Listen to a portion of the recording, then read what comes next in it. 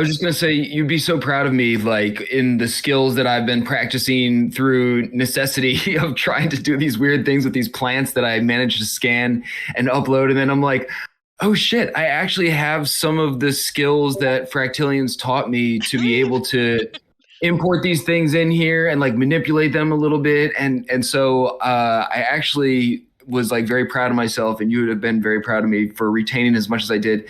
And there's like a couple things I feel like if I were to know how to do just like a couple small things, then it would like take me to the next level of like plant rendering or whatever. I have to do my little emojis of Yes, sick. awesome. I know, I hardly ever remember to use these, so that's so cool. And then, you know, like the number one skill, and I think probably Felix, you'll agree, you have to learn is how to search for shit on YouTube. Because if you want to learn how to do something, and I don't know how, I just like, you get really good at asking the right question on YouTube to get the right tutorial for that exactly what you need. That's how I've learned. Yeah. I agree. There also was a time like where like my reflex was to ask like schoolmates or like people for questions, but then I figured like I can always get my answers faster in on Google or some forums and without bothering other people. Yeah. So that's also a good skill to get. You know what? And you're probably, I know you're right because I've taught myself like a lot of stuff through the exact same methods. But I think the problem I'm running into, and Tom Moore was like nice enough to send me a little tutorial, but I'm like not quite. I'm still missing. There's like some setting I haven't ticked in order to like do this. What's it called? Import this. What am I trying to do? Oh, I was trying to import this modifier specifically. Here, this is how good I'm getting. I was trying to do the Boolean modifier in order to slice off the bottom of the tree or the stool or whatever. And I feel like I got 90% of the way there, but then I wasn't seeing some option or something. And I'm like, God damn it.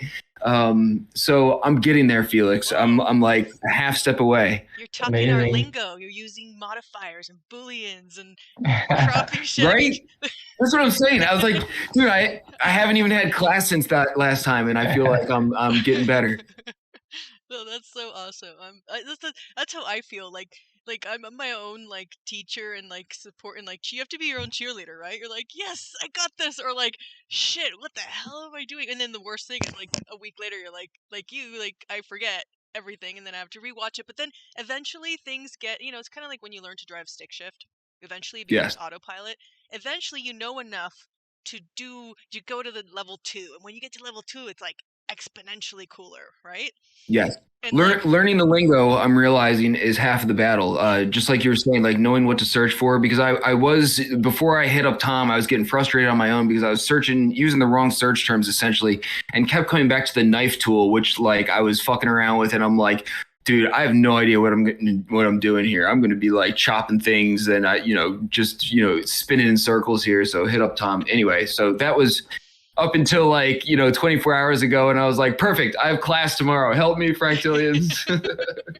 No, awesome. And you know what, like well, let's each open here. I put I think it was from last week, the exercise file that we did, so I just kind of like renamed it for this week, but I'm going to open my file up and we can start sharing. Cool. And let me do the little quick intro for everyone. Welcome everybody to this is our 10th. My God, can you believe it? We've been doing this 10 times now. Woo, 10th.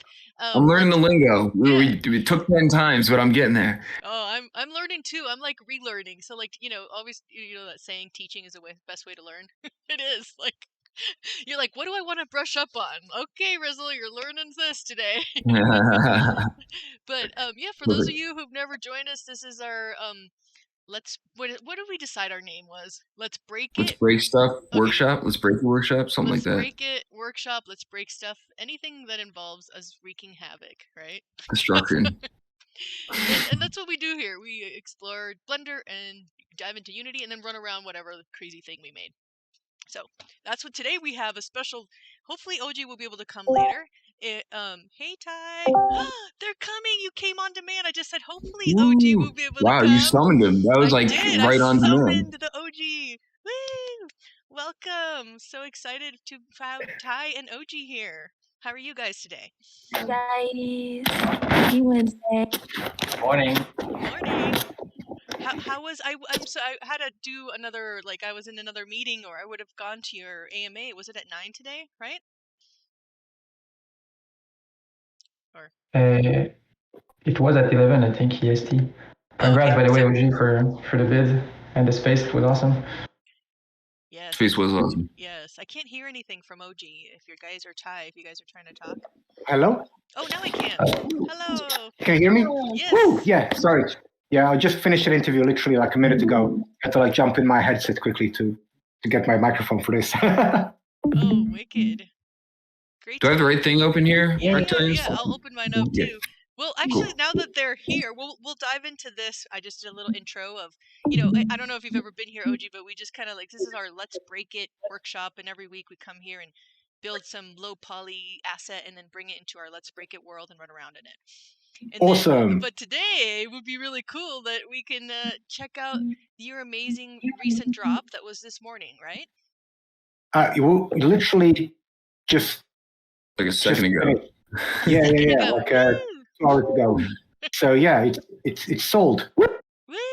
I know I was hoping there was going to be an addition so I could get one, and then I was like, damn, but you're making more, maybe, I think? Well, they're already made. They're all So already made. I like afterwards, check out the new trailer on my timeline. It's like all 12 in action. Wicked. Let's share it here. Do you mind screen sharing, or I can actually screen share and share with everybody if you like? Yeah. How do I screen share it? If you go at the bottom, it's to say share your screen on Discord, on like the little panel here in Discord. Let me just make sure I have nothing weird on. Nothing weird on. Behind the scenes of OG inspirations. It's more like bank details. Tax account. Sure, it's okay. Call it whatever you want. We love you. Right. Okay. So at the bottom, share screen. Okay. Cool. Yeah. Okay. Cool. Got it. Sweet. Fantastic. Okay. Yeah. I don't see it sharing yet. Oh, there it is. Got it. Okay. Cool. Yeah, and cool. This is recorded. We're gonna put this up on YouTube probably in the next. I'm going to repeat. Yeah. Oh, wicked. You got it? Go for it. Can you see? Yes. Cool.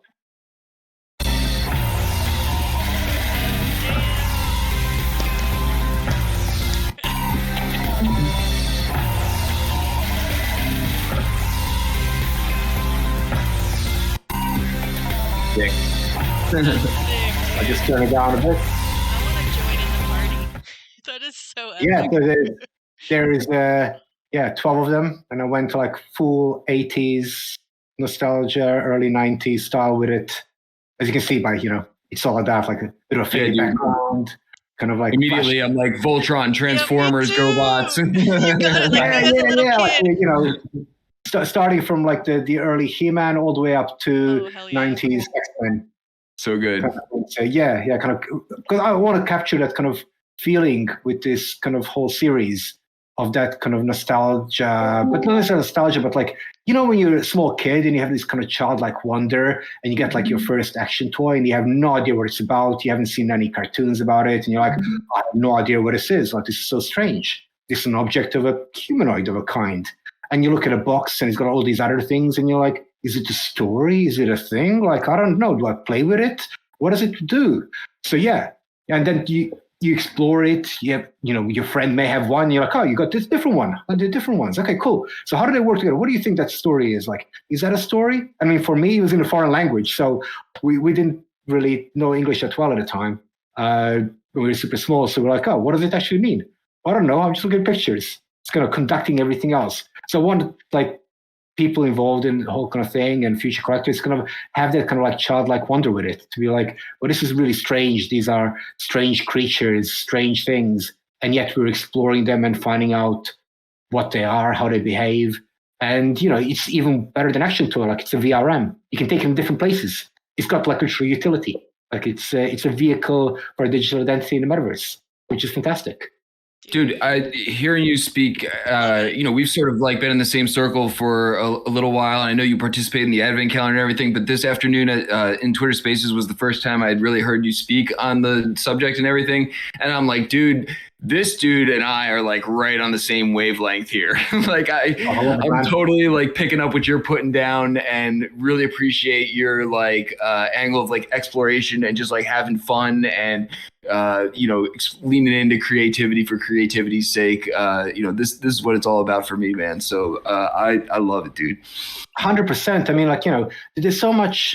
I mean, you know what it's like in the whole crypto space. There's so much kind of like cash grabby, kind of very, like very uninspiring work. I think it's not necessarily like it's the whole money aspect. It's like uninspiring stuff. It's like, we got this opportunity that we can find like-minded people across the world who like similar things, and we should push ourselves creatively to make new things, to make something that's cool, interesting, fun, as opposed to like, well, we'll just knock these things out. So like, and hopefully, like this kind of whole bear market will have cleansed that a little bit. But yeah, I just want to have fun in the whole space, kind of making cool, interesting things and playing around in the spaces that I wouldn't have played before. Like this kind of whole VRM. When I first heard Mona, I was like two things. Number one, when VR, and number two, when VRM. Like, like the things. I've been making characters all my life, ever since I was like super small. Because you have action figures, you have comic books, and you're like, I want to make my own. So yeah, completely. Like it's those fun times. Yes, it really is. Yeah, and then like I love how like you're talking about like when you're a kid. That's like I'm like a kid pretending really badly to be an adult. So I got it right away, dude. I'm like, hell yeah, and I can't imagine having one of these and running around flash mobbing metaverses with them. Imagine if every guys unite like Ultron, like like what do you say? Meta, what is it called again? Meta, how do you say pronounce it? It's Metadromoy. Metadromoy unite, like yeah. you all come together and you're like wreak havoc, and then you can make your own series of adventures, like videotaping, right? You could do storytelling, which is what like you guys do in Whip all the time, and like like all That's the it. right. Yeah. I mean, like you literally. I mean, what I would really love to see, and hopefully it'll happen, that all the people who collect one of these will kind of join together at some points. And have like an adventure together. Yes, exactly what I was. Yeah, exactly what I was saying. Like, you guys, and then you can have adventure month, like adventure day. Like everybody, we're gonna all join up here, and then we're gonna do a scavenger hunt for this, and like you could do all sorts of adventures, and like, and yeah. Oh man. So when I was talking to like just this interview, and I had like an idea, and I probably will do it. Like, it would be cool if these Metadromoy had like a world for themselves they can pop in. Totally. So I think I have to build it. Yes, you do. I was gonna say, I wonder what amazing builder could build another badass world. I think I know who, OG. Yeah. I've already played with the assets in the world itself and stuff like that. I know what it's going to look like. So yeah, like I think that'll be really cool. They can pop in there whenever they want to, and kind of keep it like as an open world. Just here's an open one kind of for the Metadromoy to kind of visit in, and from there on they can launch expeditions to other worlds, because that's what they are. They're explorers of the metaverse. Yeah. And yeah, that's really cool. Like for people to join together, like be like, oh, I've got a VRM like this, you got a VRM like that, and talk about it and stuff like that. And I mean, Justin was saying that we may be able to kind of put some more metadata onto these. To kind of have them as a live documents. So, for example, you can put like speed, jump, gravity, like those things. And because we can kind of like have those elements within Mona now-ish, with some kind of work around these. But apparently, they're going to be easier to work around soonish. And I'm sure as the other metaverse is going to do similar things. That'd be so cool, So, like the main guy Karabas, he's very good at like finding portals and stuff like that. So. It could be like he just gets to the portal a little bit faster than the other ones. Yes, I love that. How they each have their own strengths and like actual attributes that are like the physics in the metaverse will be reflecting that. That's it. This one was like less affected by gravity. This was more affected by gravity, and they move differently, behave differently, and that's super cool. I mean, you can take it even further. You can then take those attributes and can plug them in effectively like metaverse gaming spaces. So, you can go like a platform adventure. Love it. Yes, dude, I'd love to think about also like not to like completely derail this like workshop or conversation, but this is like such a fun rabbit hole. Yes. Yes. Dude, I love to think about like all the things you're talking about, but also like with the Web3, like sort of overlay into it. So it's like if you get 5 of these 12 bots into like the world, we can like see that they were in there based on their ETH address, like signing in, and that like corresponds potentially to their like attributes that they can, work in there, like you were talking about with like the skill sets and everything.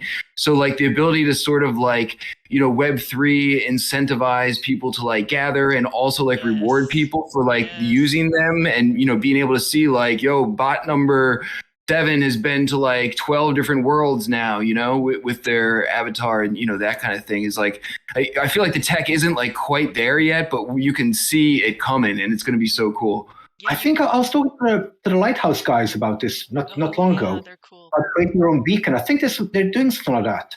It's similar, I think. Where we are in a metaverse. And so if they can be tied to your VRM, that'd be even cooler, because, sometimes you're going incognito and sometimes you want people to know where you are. Yep. Yes. Yeah, absolutely.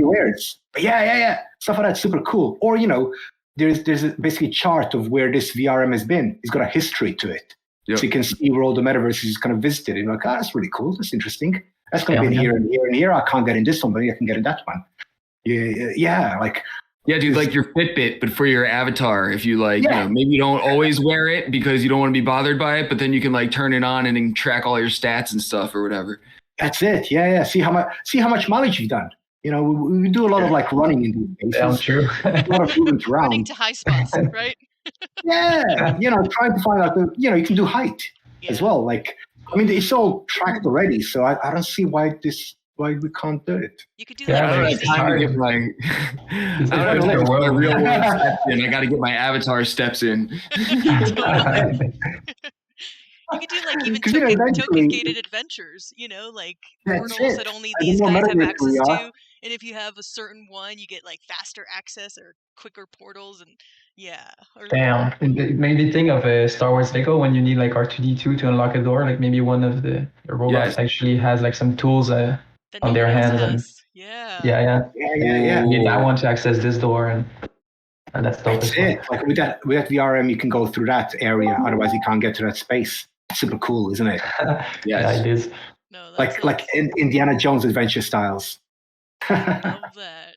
I was wondering, Ogi, do you have any like whips or in like files that you can show us of how you made these and your inspiration? This is the second thing I'm going to do. So like, because you've probably seen this like a ton of times now. So let me share a different screen. It looks really cool though. It's been entertaining me the whole time. So it's fun enough. Everyone does a different thing, and it's a real challenge to make sure none of them bump into each other. It's going to leap and jump over themselves.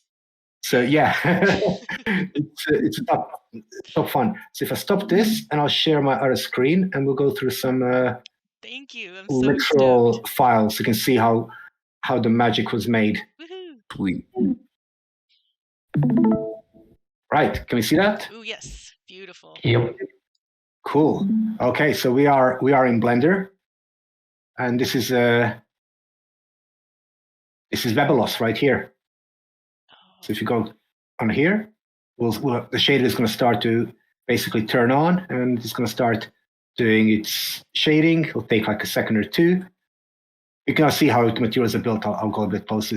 Like, Dude, a lot of detail in these. I love the muscles. It's super muscular. I didn't realize how muscular until you zoomed in. I got a question now that I'm like starting to understand Blender a little bit. Like in terms of like making, like what's the starting point, I guess is what I'm trying to ask for something like this. Like is there like a basic template of like a human that you start like, pushing stuff around and pulling stuff around and everything? Or like, where does one even begin with something like this? Let me show you some of the earlier drones. So, that's exactly the question I wanted, Rizzle. And so it's, I think, yes. So just engage that. Cool. So the whole thing started with something like this. Like this is more of an abstract human. Nice. If you go to like, Which is wait. So did like sorry, man. Just like lots of questions because like seriously, man. Now I'm like learning how to extrude blocks, and I'm like all this shit is fascinating. So did you like make this yourself, or is this like a template that is out there that you work with often? I made it myself, kind of stuff. Holy shit! Yeah. So I use VR for sculpting Yes. and making stuff, which is almost gonna feel like it's a bit of a cheat code because it's a lot easier than 2D.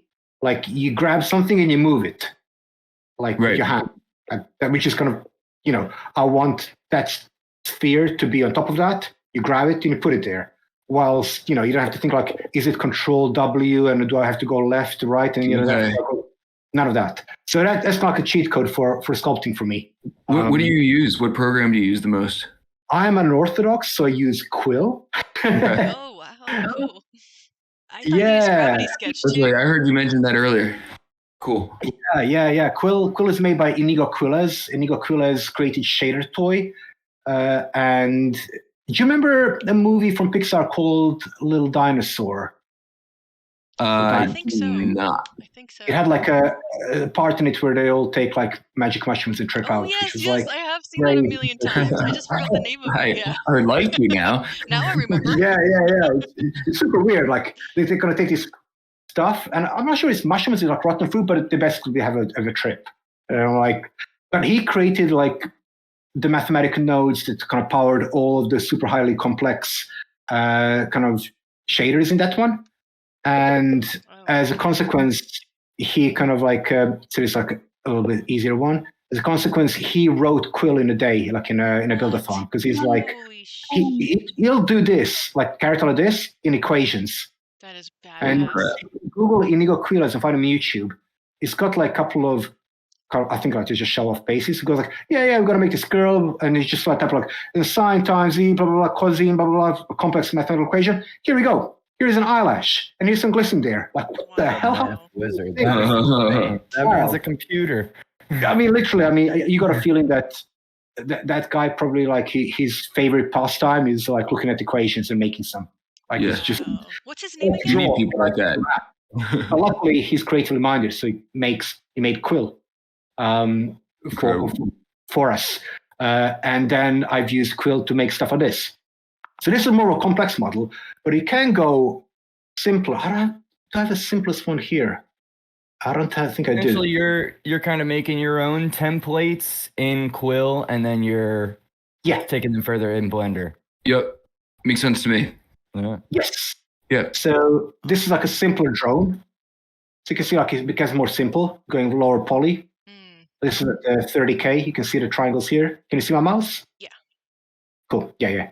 So that's still not quite good enough, but it's very low poly. And if you kind of see that, still a little bit too high, kind of thing. So do you ever work from start to finish in Quill, or do you like once you get it in Blender, do you like then take it back and forth at all, or is it like once you get it to a stage in Quill, then that's at that point, and then you need to work on the rest of it in Blender?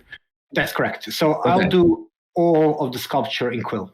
Got it. When I say sculpture, Quill is more like a drawing tool. So you don't really sculpt it, you more like draw it.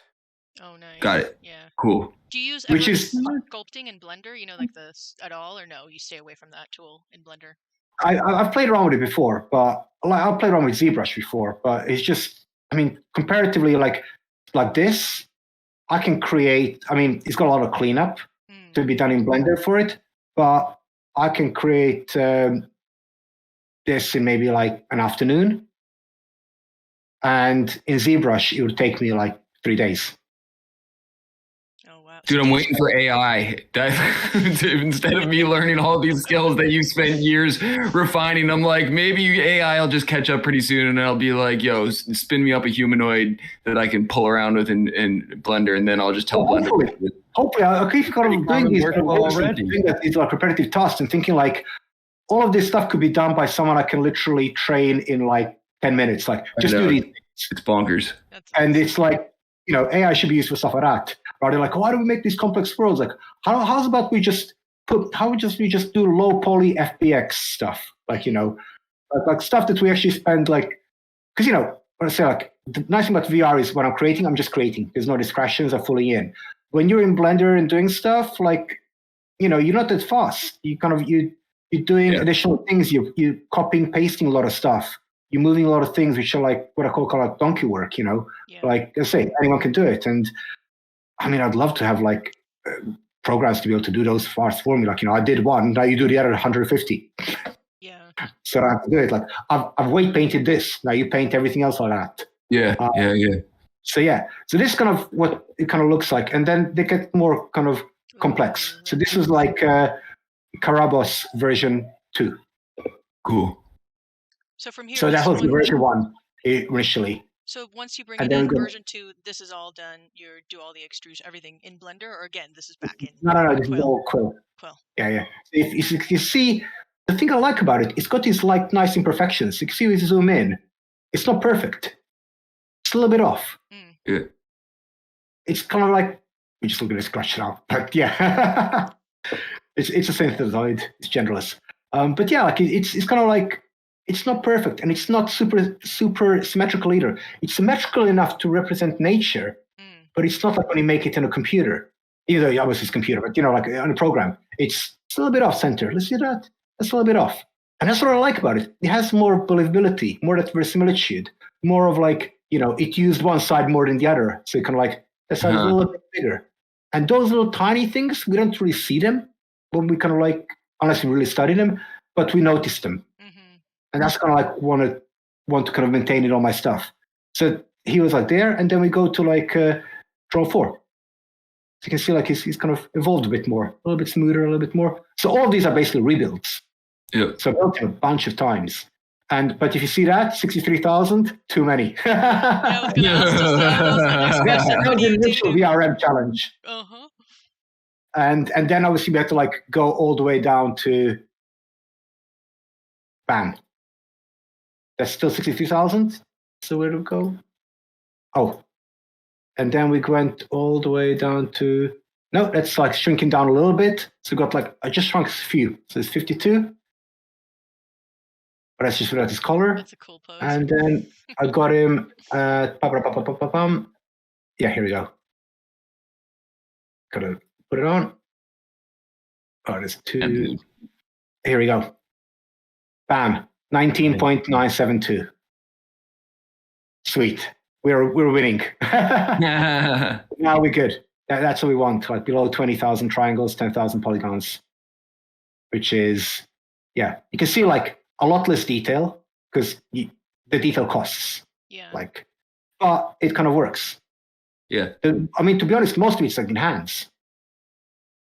So hands and feet are the most. And I really wanted them to have these kind of like monkey-like-ish feet. Yeah, look at that. These kind of like screws, like runners and stuff.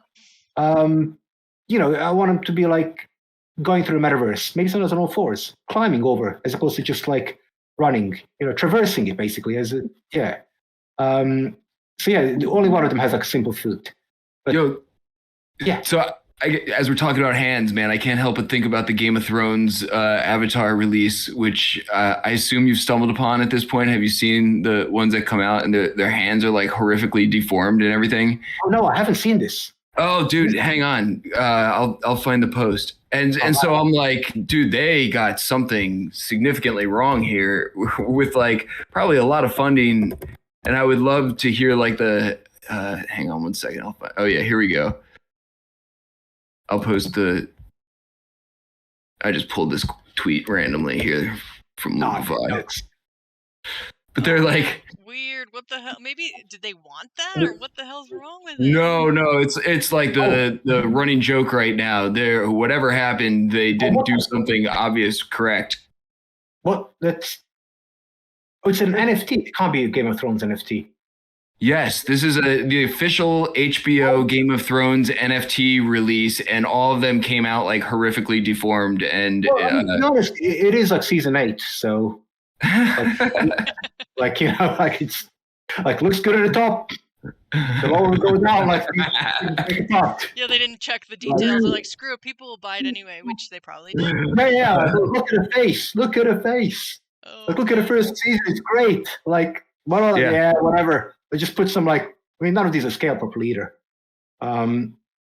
I mean, are these 3-dimensional? Yeah, man, these are supposedly avatars that you can, use in world and stuff. Huh. Yeah, I think that's a lot of people's reaction. I should try and pull more pics because I don't know a ton about it. I've just sort of seen it in passing.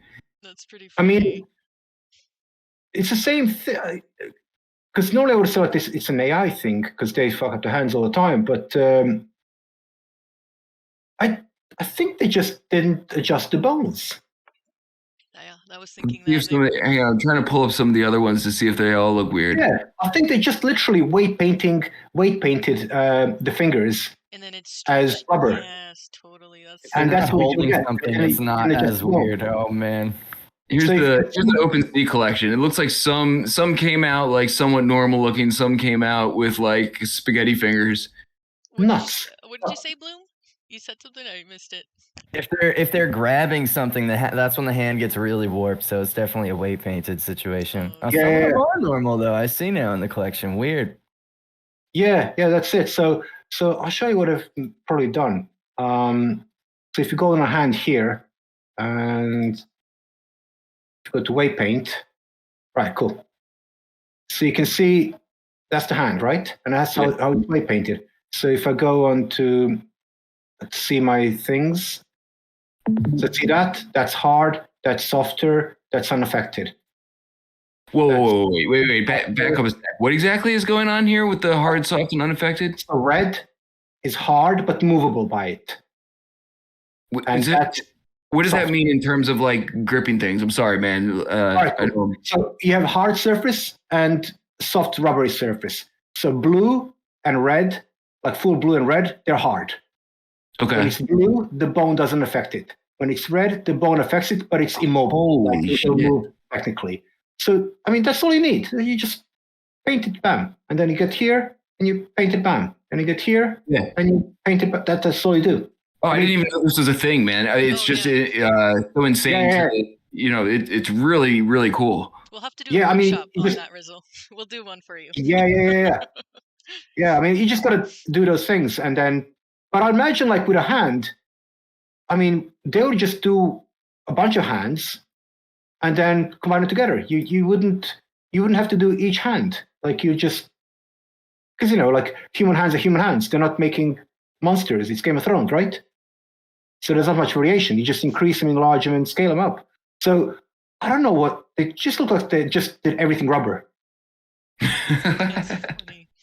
For example, like here, it's not only affected on the wrist. Like this one isn't affected at all. Like so, it's pink. So it must be that's what it's done. But still, I mean, how much should they sell those for? Like, I have no idea. Probably a ton.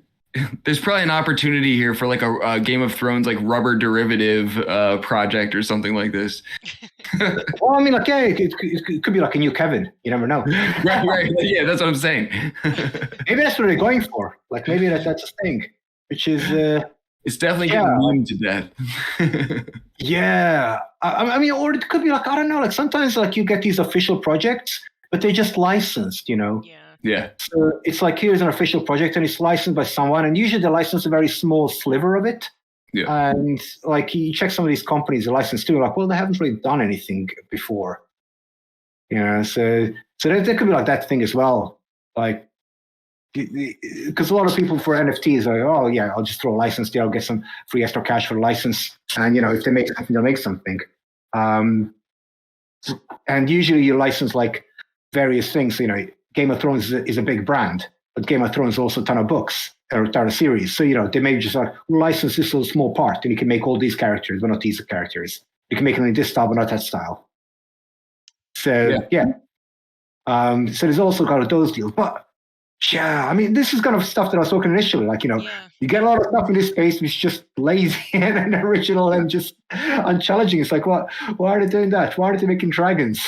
Yeah, it's like another celebrity drop. It's like, yeah, okay, another one, Well, the worst thing with celebrity drops, I don't want to go on too much about this because I think we all have the same view. Is like, usually they don't make the drops to do with what they do. Like, here's Eminem, here's some art. Like Eminem doesn't do art, Eminem does rap. Like well, why is it NFT? That'd be cooler, right? If they did a music NFT drop, then it would be more. It's just a music NFT. There shouldn't be any video, like it's Eminem. It's not the guy who made a video. It's Right. stuff like that. It's like, Yeah. hi, I do this. Have some art. Like, what? I don't understand. Like, this is kind of like, it's unrelated in any way. Like, I mean, there are a few people who are celebs who do art, but like, there's not many of them. Like, most of them don't. Like, hi, I'm doing this. Here's my art. Like, you're an actor. Why don't I get like little pieces of your acting? The other thing that I always think about is that, the people who are really talented in these specific niches are a lot of people we know, like within this same sphere, because it's just not a huge talent pool of people who are like really good at these specific skill sets. So I always wonder when like these big projects come out, I'm like, who even are, I don't know. None of the people I know even knew this was coming out or are working on this or like anything like that. And, I feel like the same thing holds true for a lot of the art scene as well. Is like, a lot of times they try and pull in like random people that just don't know a lot about Web3 or NFTs or, or just trying to, fulfill a contract or something. Dude, this one is so cool that you just pulled up. Are those like fire weapons on its hands, or what are they? Well, so this is what he thinks of all these influencers. Yeah. Awesome.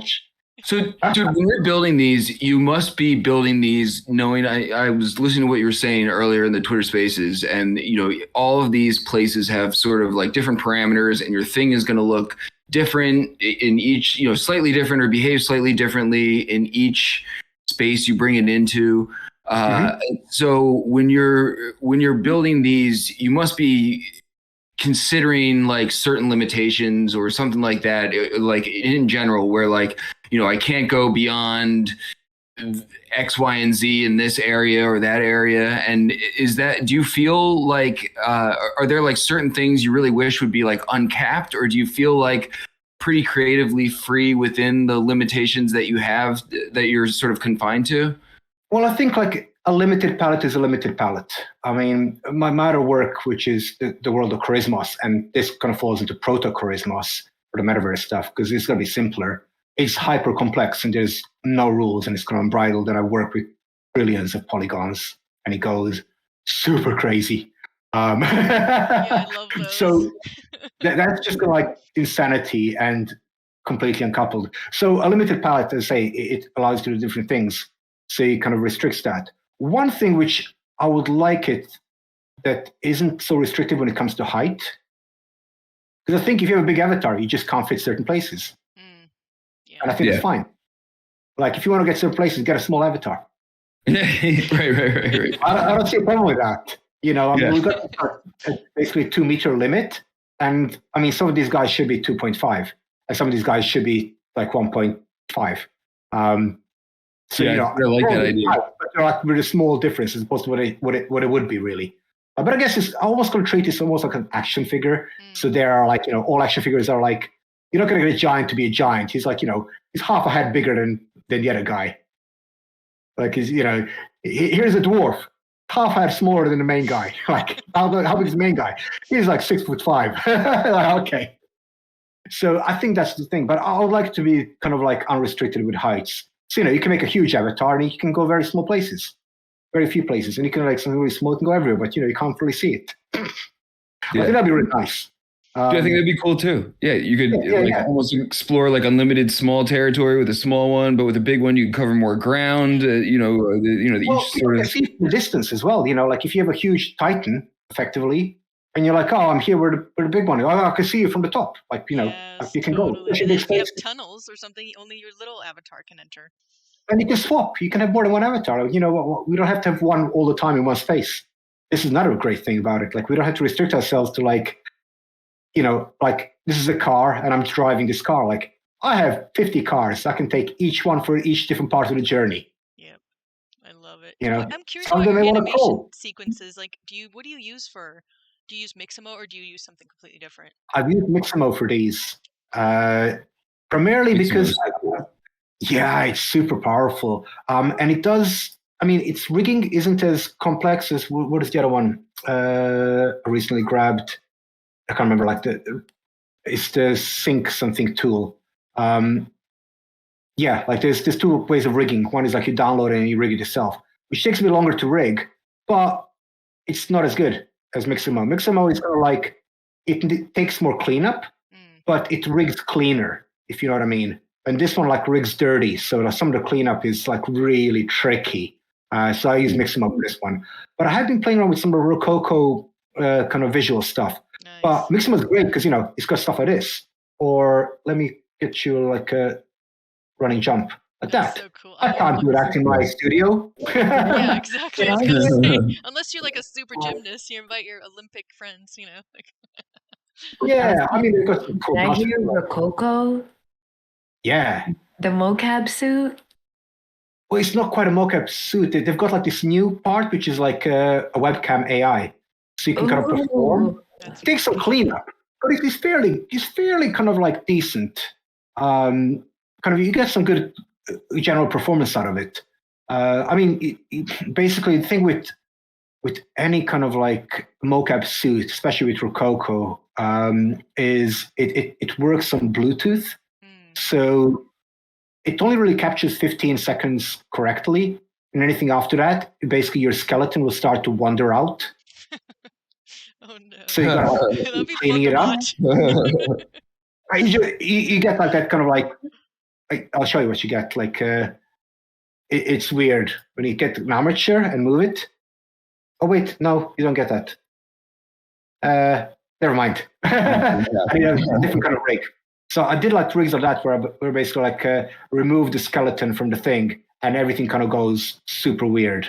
Maybe I can do it like, let me just think I do it like this. I love the Select scorpion back. everything. The back of that Select creature. that. So cool. Yeah, you get like this stuff. Weird. Yeah, that looks cool though. So if you don't stretch it out too much, you can get like, and you can take your armature out. So, you can just play around. And then you're like, Oh my whoa, god, that's awesome. here we go. It looks like the characters from Game of Thrones now. You can see all the Yeah. distortion, like you're saying, bad weight painting because it's all distorted. And that's how it works. Which is kind of fun. You can make like a character project like that. It's always entertaining. But yeah, like it's let me put it back skeleton. There we go. So you can do kind of like, that's what starts happening. Your skeleton starts to wander. He starts marching around. He looks so cool. So I have a But yeah, question about like when you're in Quill, like do you ever like have like paper sketches that you bring into Quill? Can you do that like in Gravity Sketch? Can you bring in your hand drawn sketches or do you not even use that? So you said you were making monsters since you were young or creatures? Yes. Yeah. So I'm just gonna go a little bit back in my undo thing quickly because I think there we go. I think I moved him a little bit. I sometimes I'll bring in some. You can bring in like anything. You can't bring in videos, unfortunately. You did it in the early days, but then I took it out because it was just people getting silly. But yeah, I'll bring like anatomical figures sometimes in. But every year I try to do like anatomy drawing of like just a day, and I've done that since I was, I think, 13. It just kind of keeps your anatomy kind of fresh, and like these days, it's more of like a 3D drawing. And you just know where the muscles go, where, here's the shoulder. I mean, with these VRMs, you don't need to be that precise, to be honest. I want them to be more fantastical. I don't want them to be like hyper realistic, like everything connects and stuff like that. Because when you start rigging it, like you can see the musculature and everything else, the rig itself isn't realistic. Like that's not how the bones connect. We don't have 4 spine points. We have many more than that. Yeah, so dude, I created some like mess and it managed to rig it and make it look pretty good. I was like, wow, this thing is amazing. Yeah, well, I did a squiggle of just literally doing a squiggle, literally just squiggled it into Quill, then exported to Mixamo, rigged it, and then put it as a VRM. Nice. Yeah, unfortunately, squiggle was like 100,000 polygons, so that didn't decimate it because you can optimize it. But yeah, so you can literally do like an avatar super fast, like in no time. For like your decimation process, do you like rebuild? Like, what exactly do you like to do? What do you mean? Like when you're, you say you brought in the original 160,000 tries. Like, what do you do to decimate? Oh, right. Okay. So, for example, like a quick thing about textures. You can see how the textures here are off. Sometimes this happens in Blender, and you think like, oh no, it's all got messed up. And all you need to do is just go one frame forward and they fix themselves. So sometimes things happen and you think like it's broken, or you can do like that and that. So you can basically go to viewport shading and then go to like just a pure kind of like shading. And that usually fixes any of these weird materials. Is it all So that's a quick tip. Is it Substance Like, Painter, or what do you use? Oh no, this is all generative. Oh, So this will be fun. Okay, no. Okay, cool. Nice. So you see this material here,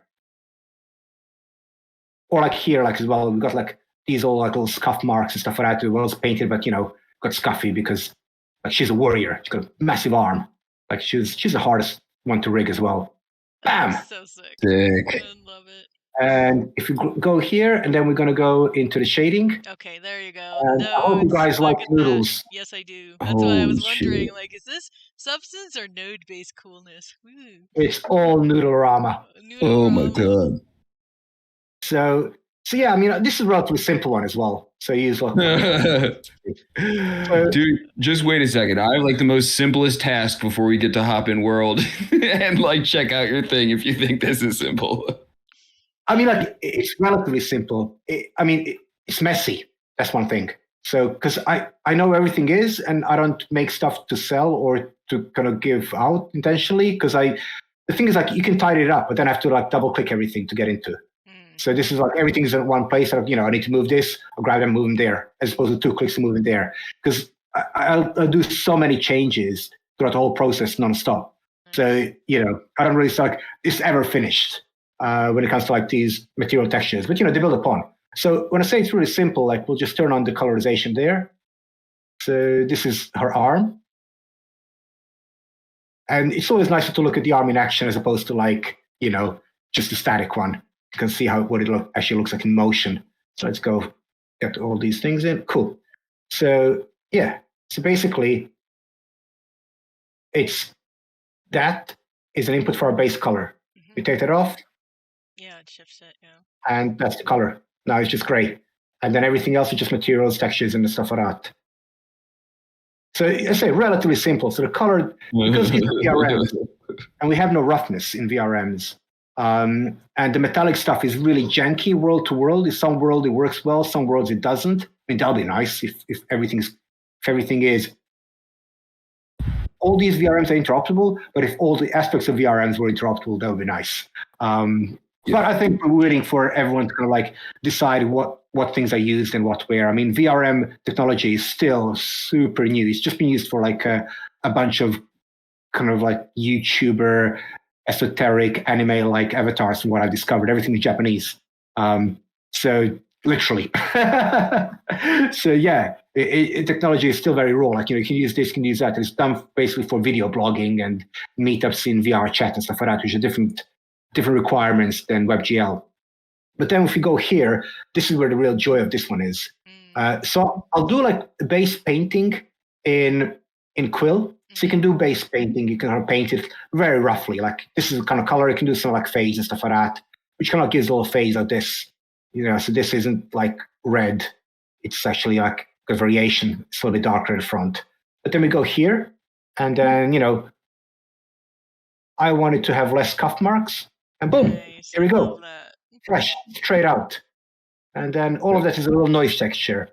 So squeeze from both sides. So squeeze it in here. there. Do you spend hours and hours in here playing? Oh, I do. I do. I love node stuff. It's too much now. Yo, Ogi, I came here in the last 10 minutes here. I would love to get a chance to like hop into the world and check out some of these if you're cool with it. It was showing some of these off. I actually came to this workshop with like the simplest task because I'm trying to drop this dumb plant that I rendered in world. And if y'all can show me how to use this goofy bouillon thing to chop this stool off, I think we can drop, I could get this plant over to Fractillions. We can hop in world and check out some of these in real time if that's cool with you. That'll be super cool, man. Let's have a look. Yeah. Okay. So if you look at my screen, this is an actual house plant from my place that I 3D scanned. Oh, did you scan it? Nice. Yeah, dude, I download this app. It's incredible. I can do it much better. This is a cactus that I scanned too for my place, and it came out really dope. Lumia AI. It's really cool. I'm still tinkering around with it. Lumia? What's it called? I just started experimenting with that. It is super dope. It takes a while to really scan, dope. but it's good quality scans.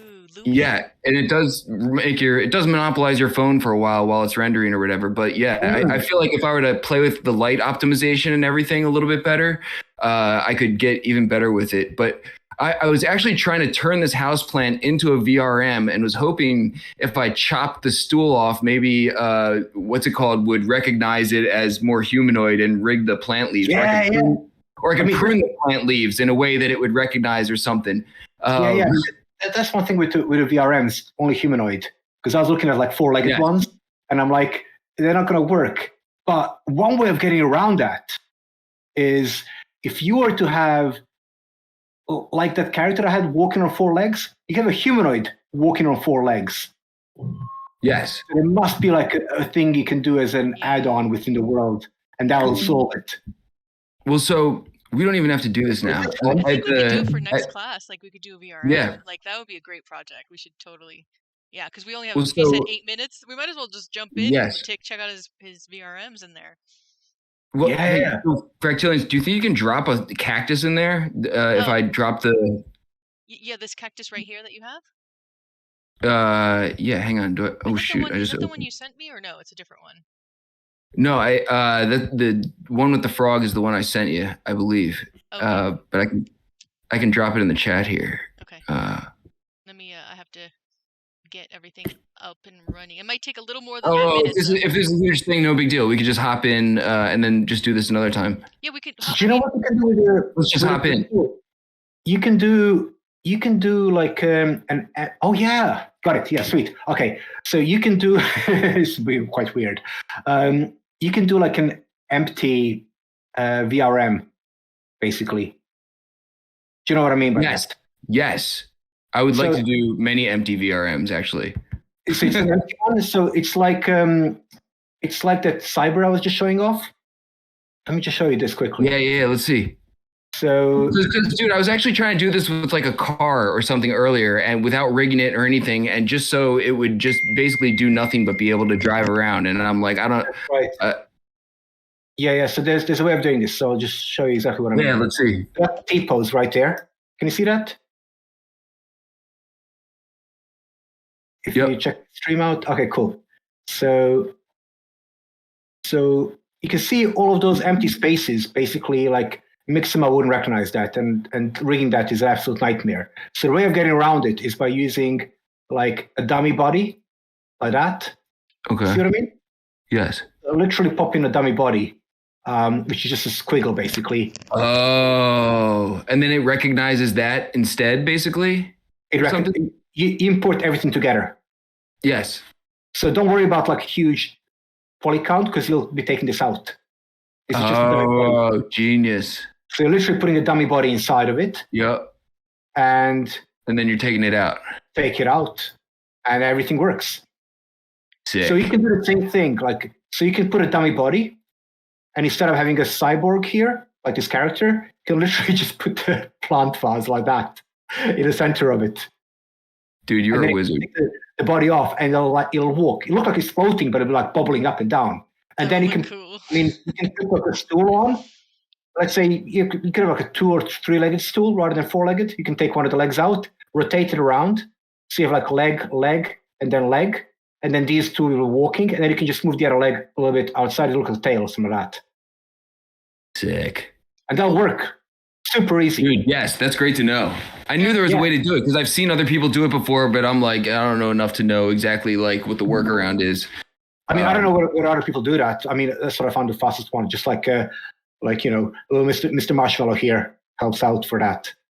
And because it's like such a cool way of like, if you want to have like a floating head, a dislocated thing, anything like that, is basically just do like a connector. So like Mixamo will recognize that. And that works in like any kind of thing. It's just easier to kind of like rig stuff together like that. So there's no empty things because like it freaks out with the empties. And even if you're rigging stuff yourself by hand,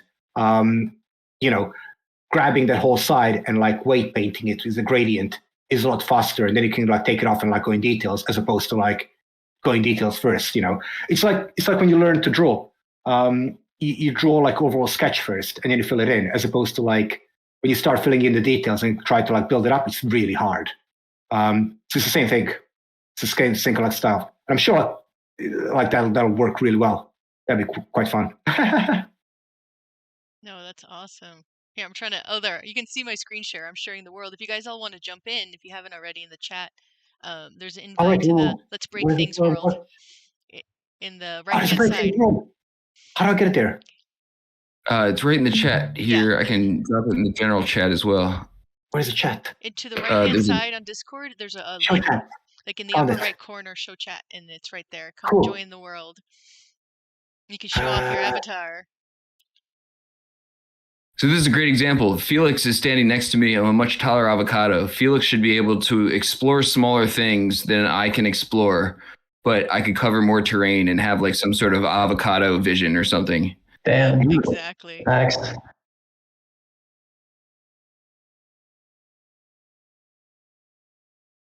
I'm trying to open up. I just saw like 3 people pop in and immediately dive over the cliff. I know, that's me. And I built this world and I keep falling. There's something that does that to me. It's a good intro to like Let's Break Things world, because I feel like sometimes this bug happens where you just keep dying until like. That sounds like my life in the Let's Break Things. It spawns you to the immediate death spot. I just saw him. Where'd he go? Oh, here we go. It is. Wicked. It was cool while you were here. Cool. Okay, let me check. It's a bit weird having this avatar now that it's sold. Maybe I should change myself. Oh wow! Is that little dude? I love it. That one's really good. Yeah, it's saying. Cool avatar. Sorry, like with its eye popping at that. That's super awesome. Hey, Felix, look at it. That's Toxam made that one. Wait, who made it? Toxam from Polygonal. Yeah. Nice. Yeah, I saw him. I saw that. That's such a cool avatar. It's actually CCO. Yeah. Anyone can use it. Ooh, share the link. Yeah. Share the link. Yeah. I know that's the fun part about VRMs. Like, here, try this on. Get to all run around together. Here we go. I'm a scribble. This is the scribble I was talking about. Oh, wicked. Oh, cool. Ooh. It's such a dangerous world. I feel like I'm gonna fall off. Made of Rizzle blocks. Yes, made of Rizzle blocks full of death. Dancing avocados. I can never get enough dancing avocados. Hang on, I'm gonna turn into that little guy. Yeah, I want to turn into something else too. Look, I'm like, let's have the fun. Is like, check this guy out. Like everybody creating different, showing off their fun new. Ooh. It's such a precarious world, though. I feel like it's super fun, but I'm like watch falling off. I gotta live stream us now. Let me turn that feature on here in a second. First, I gotta change into a new avatar. Hold on, let me change to a new avatar, and then I'll live stream. And then into the blocks.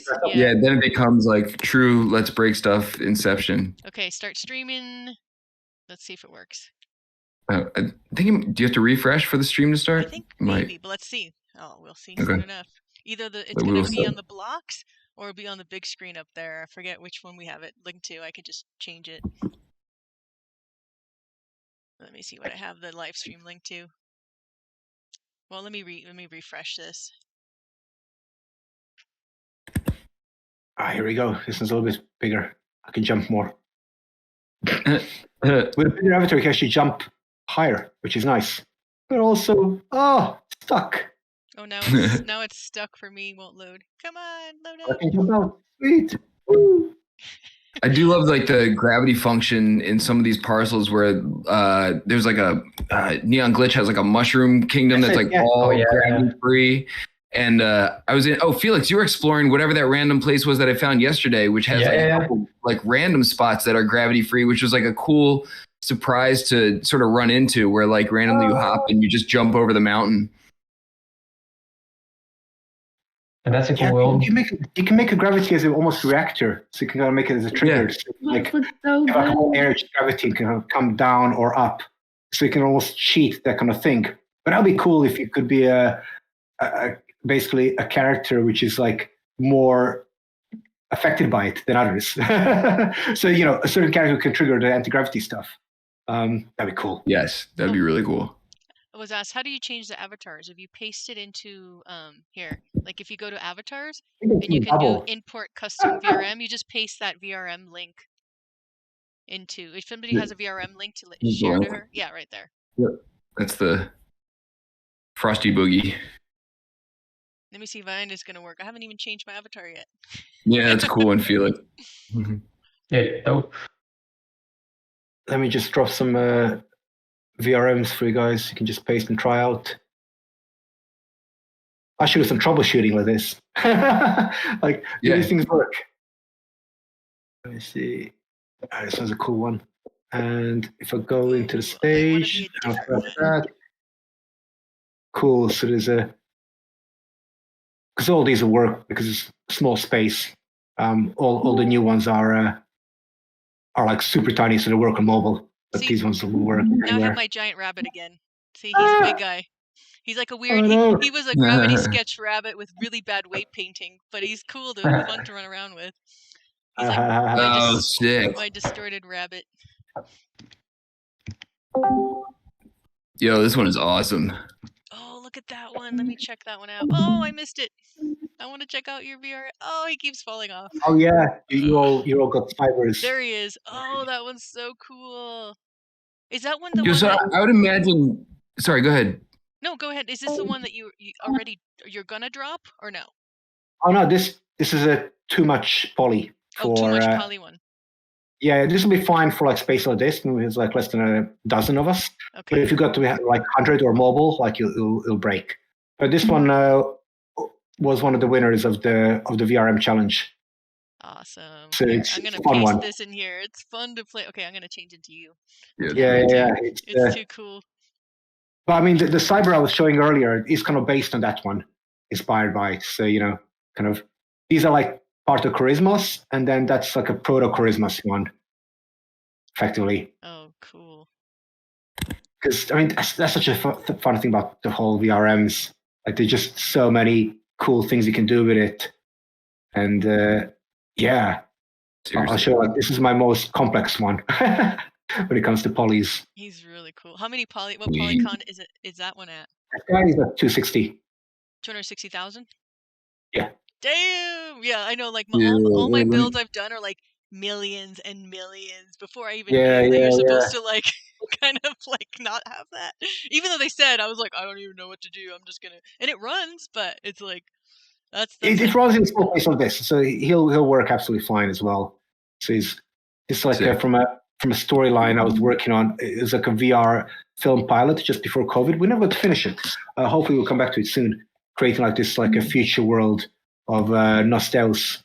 So maybe that's something for future. But I built all the characters for it and all the cityscapes and stuff like that, and did like 70% of animation. But it's to be like basically a VR film. Wicked. But then you couldn't really mint VR experiences. So yet at a time, so they could put on a back burner. See, this is do you remember Qbert, the game? Yes. Yeah, so this is very Qbert like. Yeah. Jumping about. This one doesn't jump as much. There he goes. Falling into the. Oh man. Low and not having fun. Sorry, she said bye, and I'm like, oh, everyone's like, we're just running around. Now we're like, other humans, why are you leaving us? This is when it gets fun. Yeah, get a VRM. This guy's so cool. It's just so fun. It like, even though like technically, well, until like things like you were saying earlier, the metadata eventually will be able to like adjust it. But technically, right now, all avatars have really the same jump distance, or no? I'm always curious about that. I don't think they do. Oh, really? They don't? But maybe it's just an impression. I don't know. Yeah, that's why I'm wondering. Is it an impression or is it actual? Like, if I have my this is shorter. I'm pretty sure Carabos jumps longer because if it's humanoid, its legs are longer. So, like, longer people, longer legs walk faster. Yeah. I'm pretty sure. I'm pretty sure that's how it works. For the jumps, anyway. Let me try my bunny. I'm gonna test it out. I'm gonna test that theory and see what happens here. Okay, let's check this guy out. My giant bunny. Let's see. So he should be able to jump good. I know. I hope. But see, no, he jumps the same. Look, it's just the same. But I don't have any special anything. But I'm thinking, like you're saying, you like just jump 2 of them. I don't jump 2 of them. Definitely jumping more. really, maybe mine's just I weird. only jump 1 at a time. Like so, maybe the difference isn't as big as pronounced by the scale, but there's definitely a difference. I like how he's all meshy poly stuff. Yeah, exactly. That's kind of why I kept him that way. He's like bad weight painting, but you see how his face kind of like the weight painting is all tweaked, but it looked cool. So I was like, I'm not messing with it. Yeah. See, I wonder how much you can like play around with like with a whole intentionally breaking up your mesh. Exactly. Doing weight painting. That's what this was so about. you kind of create like In the spirit of let's break stuff. yeah. You can like make a core in the center of an avatar. It can make like see-through relative or like stuff around it. So there's a core there, but it can like core really badly. So it's like fluctuating all the time. Like it's an energy core. Mm-hmm. That could work. That would be cool. Like, okay, that'll be happening. This is a great shot right now. Reptilians on top of this. Wait, what'd you say? Yeah. I was just saying this is a great shot right now on the top of this cube with everyone dancing, looking at we've accomplished the cube jump. That's right. I actually, I'm like running late to a meeting I have to be at 2 here, but would rather be here. But this has been super fun. Yo, Ogi, really appreciate you hopping on with us, man. This has been fascinating. It's kind of fun. Yeah, definitely. Yeah. Let's do more things as often as possible, dude. This is awesome. Yeah, guys, like, give me a shout. Like, I usually get like so involved making stuff in VR that time goes and it's like 3 a.m. I would love for you to like do like be like, can you come to this one? And I'm like, yeah. Otherwise, I always forget. I would love for you to show us your VR workflow. That would be epic because I love VR. Yeah, we'll do that next time. Yeah. Yeah. Reptilians, thank you so much. Everybody else, thanks for joining us. Felix, thanks for holding down VRMs. Thank you, Felix. Thank you, Ogi. Thank you, Rizzle. It's been another Ogi, blast. amazing, Ogi. Thank you. Thanks, Thank you, guys. It's super. There you go. Woohoo! Yeah, Rizzle usually leaves early, and then we just hang out and run around and do whatever. Thank you for being here, Bloom. I'm glad everybody showed up. It was fun, and we recorded this, so we'll have it up hopefully in the next day or two on the this is awesome. Monaverse Mona YouTube. Yeah. Also, I wanted to actually ask you while I got you online. So because you're kind of explore probably more metaverses than the average person, with the whole kind of Decentraland beforehand and stuff like that. Have you tried out various VRMs in other places? I have not actually. That's a really good question because you can do linked wearables in Decentraland, but you have to have it voted on and it has to be accepted. So that would be like the closest thing. And in CryptoVoxels, I'm not sure, but I know like on Cyber and all those other like places like I know there's like what's it, the Avatar Interop group with Jin? Have you been to that? Yeah. And no. Felix, it's Metaverse Makers. Yeah, Metaverse Makers. Oh, yes. I am Metaverse Makers. There's Hyperfy that supports VRM. Oh, Hyperfy. That was the one I was talking about. Hyperfy, yeah. Hyperfy is one of my things to test with because it's so easy. You can just drop a VRM in there directly from your desktop. You don't need to upload it. And assets too. Super easy to test it out. Yeah. Test everything. Yeah. It's really good for troubleshoot, especially early on. And it's nice. Like it shows up like textures and it shows up roughness for some reason, which usually wouldn't work. But it kind of interprets like basically a normal map in there. And normal maps shouldn't work with VRMs. It's recommended not to use them in the VRM documentation, I remember correctly. But that's one of them goes like, I'm fine with that. I can run with it. I'm like, cool. But Hyperfy does show it? Yeah. Oh, wow. I know. I need to go play in there. Like, there's so much I need to. I know. I'm like you. Like, I need to explore, and there's all these new metaverses that keep popping up. It's like I need an extra clone myself to go. What? To have so many of them, and hopefully we can like build some. And I mean, at one point, like all these spaces will be. Connected. I mean, they'll probably be like artifacts because it'll be more complex and we'll be able to do more. But yeah, like it'll be super nice to kind of go in an old space and be like, remember when everything was really low poly? Yeah. No, It's like what the 90s, like, no, the other one. what's cool, what I have seen is like kind of along the same line, but like there's a lot more cross metaverse events going on throughout like Yeah. the Yeah. metaverse, which has been really fun, to see. Like at first I remember a couple years ago, like I was doing a bunch of like cross metaverse interviews, and like now it's like everywhere. Everyone's doing events where it's like they hop from one to another, and it's that I love seeing. Even like cross metaverse, like cross worlds, even within Mona. It's like fun to do things where it's like you collab with other builders and continue on the adventure, right? Yeah, it's awesome. 100%. Like world hops. Yeah. Yeah. And all those things are like super fun. I mean, I remember like at one point going in a few kind of things in, what is it called? Oh God, like meta. I'm telling you'll notice. Right, you'll be able to read my mind. I'm like, let's see. Metric. Oh yeah, Metarik. Yeah, okay, Metarik's Metric and badass. his Yeah. like places in VR chat and stuff like that. Yeah. Yeah. And dimension hopping and That's stuff, what I which is want so bad. See, like VR chat. they get it far and you go dimension within a dimension within a dimension. Suddenly somewhere Yes. cool. You start somewhere like really bland and sucky, and they're like, oh no, there's this cool area here, whatever it hands out. It's You kind know of that. like, you know, No, I love that. I'm always like, when are we gonna be able to do portal drop? Portal drop is what in VR chat. Like it's so much fun to be able yes. to be like, let's all go here, run through the portal, and just like instantly, like you have 50 portals you could choose from. You just and like let's all join us, and like VR chat. That part is always so much fun. And then yeah, and I love like the just exploring in that realm. Hoping VR. I think hopefully within a year or so, will come to Mona, but it's gonna be something I very much want personally.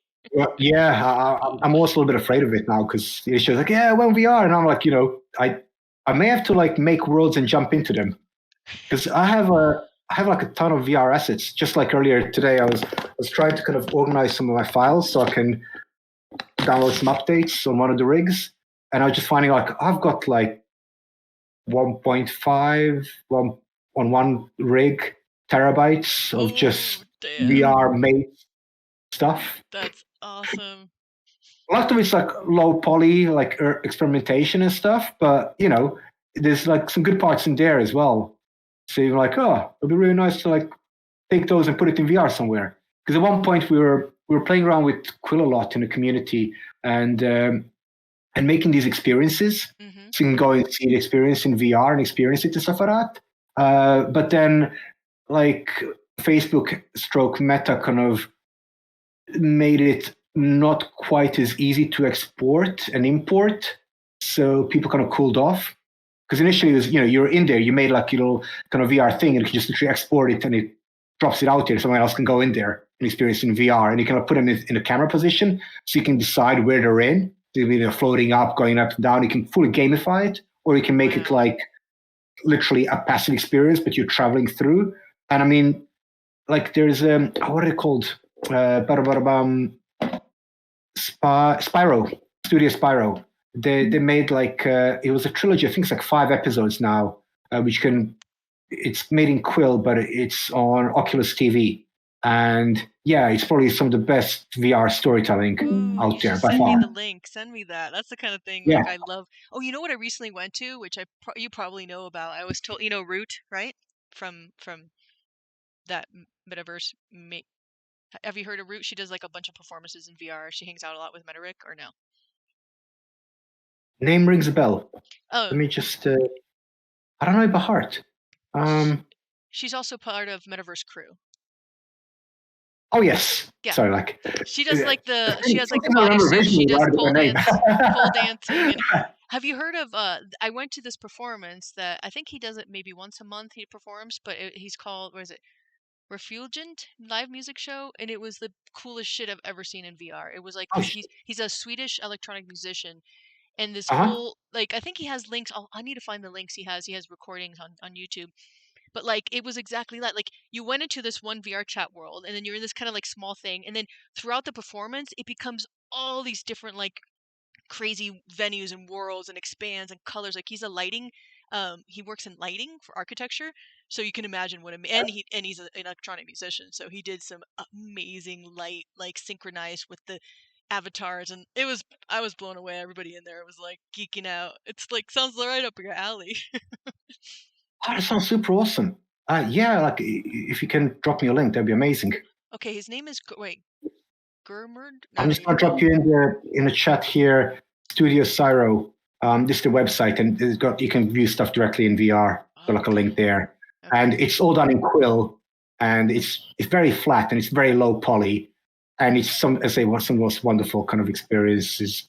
Yeah, it's so much fun. It's proper trippy as well. I love it. No, that's why this show, and I think I'm almost in the coolest part is like at the end he did like a whole like it was like half an hour of Q&A. So anybody asked him, and he was like the nicest Swedish person it was like the coolest, everyone hanging out, chatting about gear and electronic stuff and how they created it, and all Unity geeks, and it was awesome. Cool. So, say, do you have a link or? I have. Okay, it's like the High Hall in VR chat. What is it called? Let me ask him Google again it. because right now he does like I don't know if this link was just for that event. Let me ask Root. I'll ask Root because I have all the info from the past event. It was I know that he was doing more, but here is the stuff she sent me for the original invite, which obviously already happened. But like, I'll find the stuff and send you because it was like I was just like blown away. High Hall VR chat called Radiance Immersive event view details. That's what I want. That's the name Gormunder, right? I think that's the guy. Let me see if this video. Let me see this. Can you guys see this? Yeah. I don't know if this is this is the thing he had before. Gormunder VR chat legend wiki is the first Viking. This is something different. Yeah, this is not the same link, but it was maybe that was a different performance. Okay, the High Hall. Yeah, that's a different one. This is the one. Okay. All right. I was like, oh, that doesn't look like the same. This is all Viking VR. It doesn't seem electronic. Okay, it's this one. Okay, here. Okay, wait, hold on. Here, let me connect this one and show you. Okay, this looks very cool as well. Like, I mean, that's a really cool model, here, right? No, watch this. Okay. This is his promo. Welcome to my Hi. Sick. Welcome to my second VR concert. By my slideshow on the stage has been carefully programmed by myself, and it's being fed live into this world through MIDI on my computer. Nice. Oh, wow. That's in VR. Yep, it was a sick event. This is really like so like On top of that, I have also made a special audio link track for every song that triggers all bands on your avatars to my liking. Nice. Yeah, so the whole thing was like off the hook, like super geeked out. Like, yeah, I was blown away. Raindance. They've been nominated for an award in Raindance. It'd be what? They've been nominated for an award, I think, in Raindance. Oh, probably, because it was seriously. I would give them tons of awards if I had any. Yeah, audiovisual experience, like next level, blah blah blah, created by World Builder, AJ, XRX. It was so beautiful, like everything about it. Yeah, Just felt like you were in this like such a visually like you just want to like take you take pictures of VR chat, but like I took so many, and I'm like, it's just gorgeous to look at. I want them all over my wall. Just admire the color schemes. But yeah. So, like flashy colors and simple things and fades and stuff like that. They look so good in VR because like in normal life, everything is a bit more subdued, and colors you can really punch up in the digital. So yeah, that can really work. Kind of keep like everything's dark, punching up colors. That works very, very well. Yeah. So that's the guy. I think he does performances like. I need to ask because I want to go again. I think it's like once a month or something. I found it. Oh, you found it? I found it. Yeah, I found some details about it. Oh, okay. Through this Rain. There's still got some links there as well. Oh, seems like you can reserve tickets from it as well and stuff like that. Apparently doing shows in Europe, Japan, Korea, and China. Yeah, he hasn't done anything. He said he hasn't. Because of COVID. I remember the last one.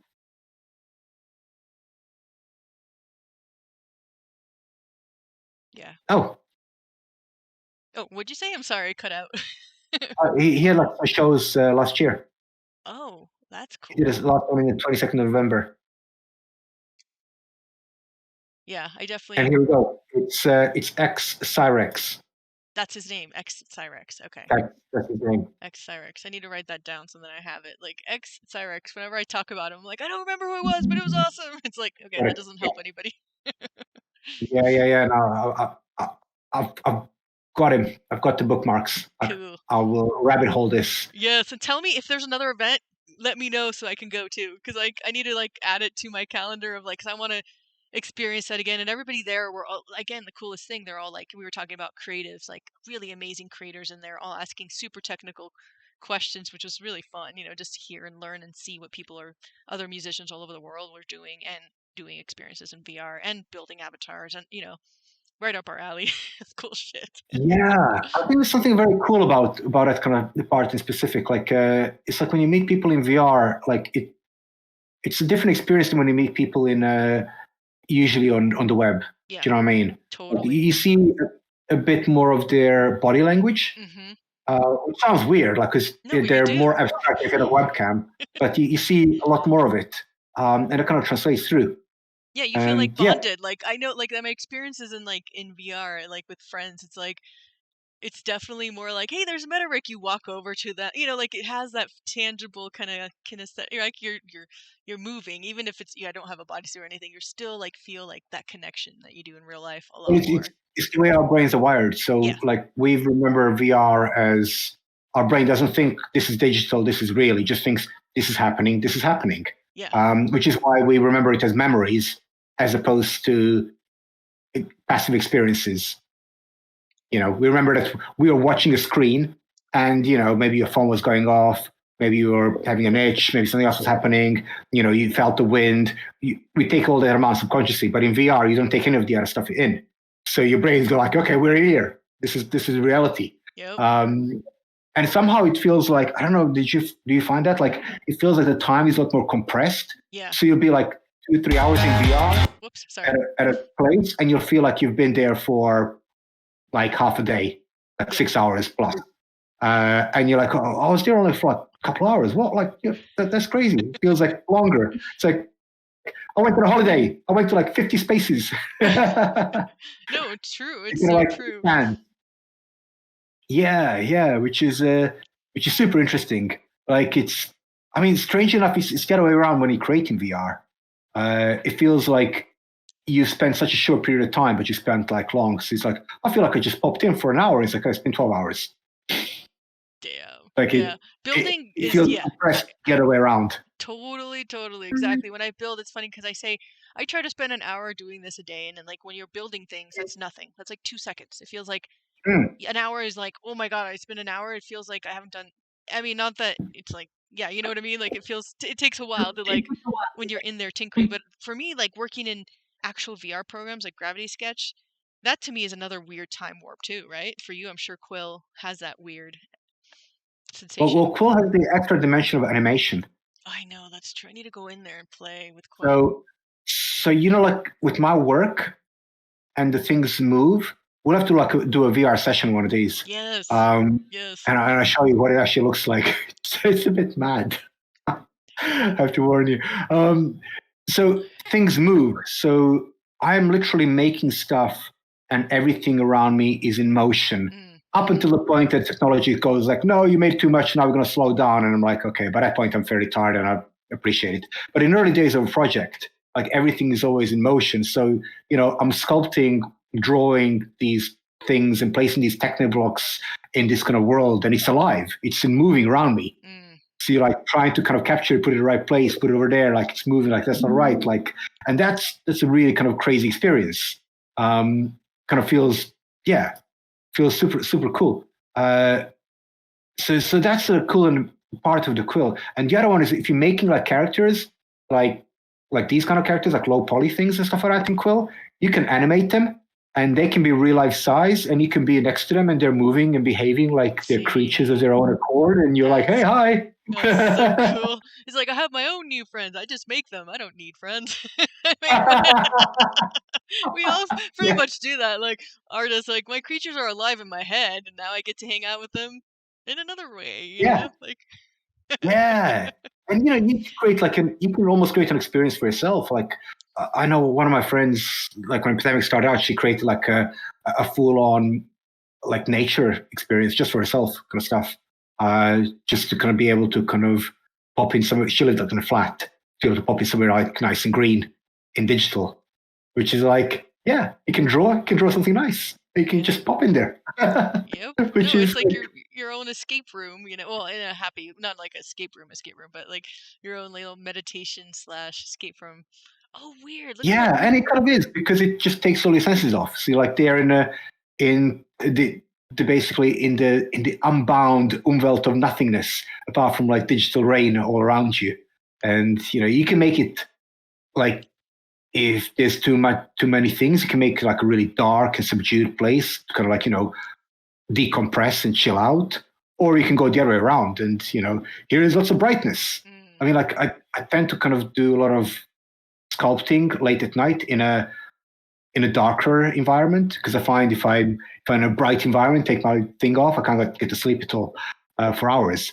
But during the day, I'll crank that visual quite up. No, wicked. Which also kind of works to wake you up a bit more because I mean, I live in UK, so our weather is crap, especially this time of year. It's like grey and grey and grey. You get like a little bit of half an hour sunshine, and then it's gone. And then it's It's in a great, cloud. great, great.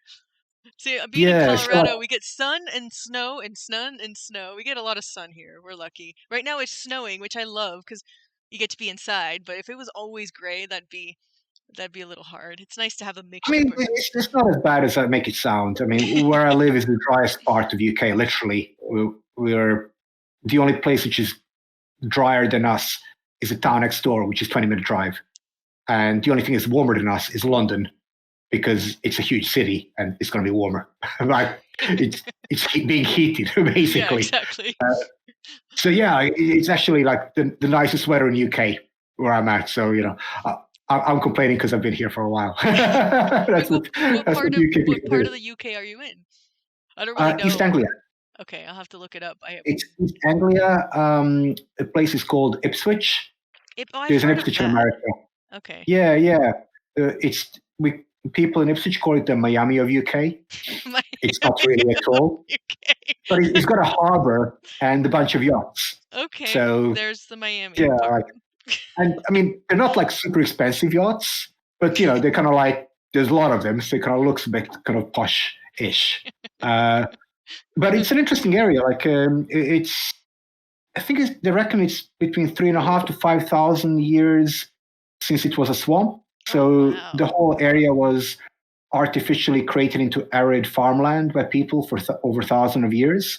So it's got like a really complex system of aqueducts everywhere, and drainage and everything else. So it's kind of like, yeah, it's very nature and villagey and farmlands, but also kind of very much touched by humans as well at the same time. It's a weird kind of dichotomy. Yeah, I quite like it. It's very nice. No, that sounds lovely. I haven't never been. I've only like recently, first time ever went to Europe for East Lisbon with Mona. But, wow! Awesome. I've never been to Europe because I've always traveled places that are not so expensive. Like India, Nepal, New Zealand, like places that like Europe is really expensive. Yeah. I mean, like it's less expensive now. The dollar is a lot stronger, so like it's gotten cheaper.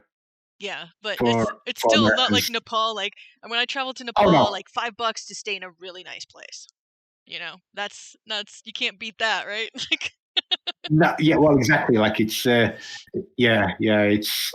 I mean, UK is fairly pricey as it is, unfortunately.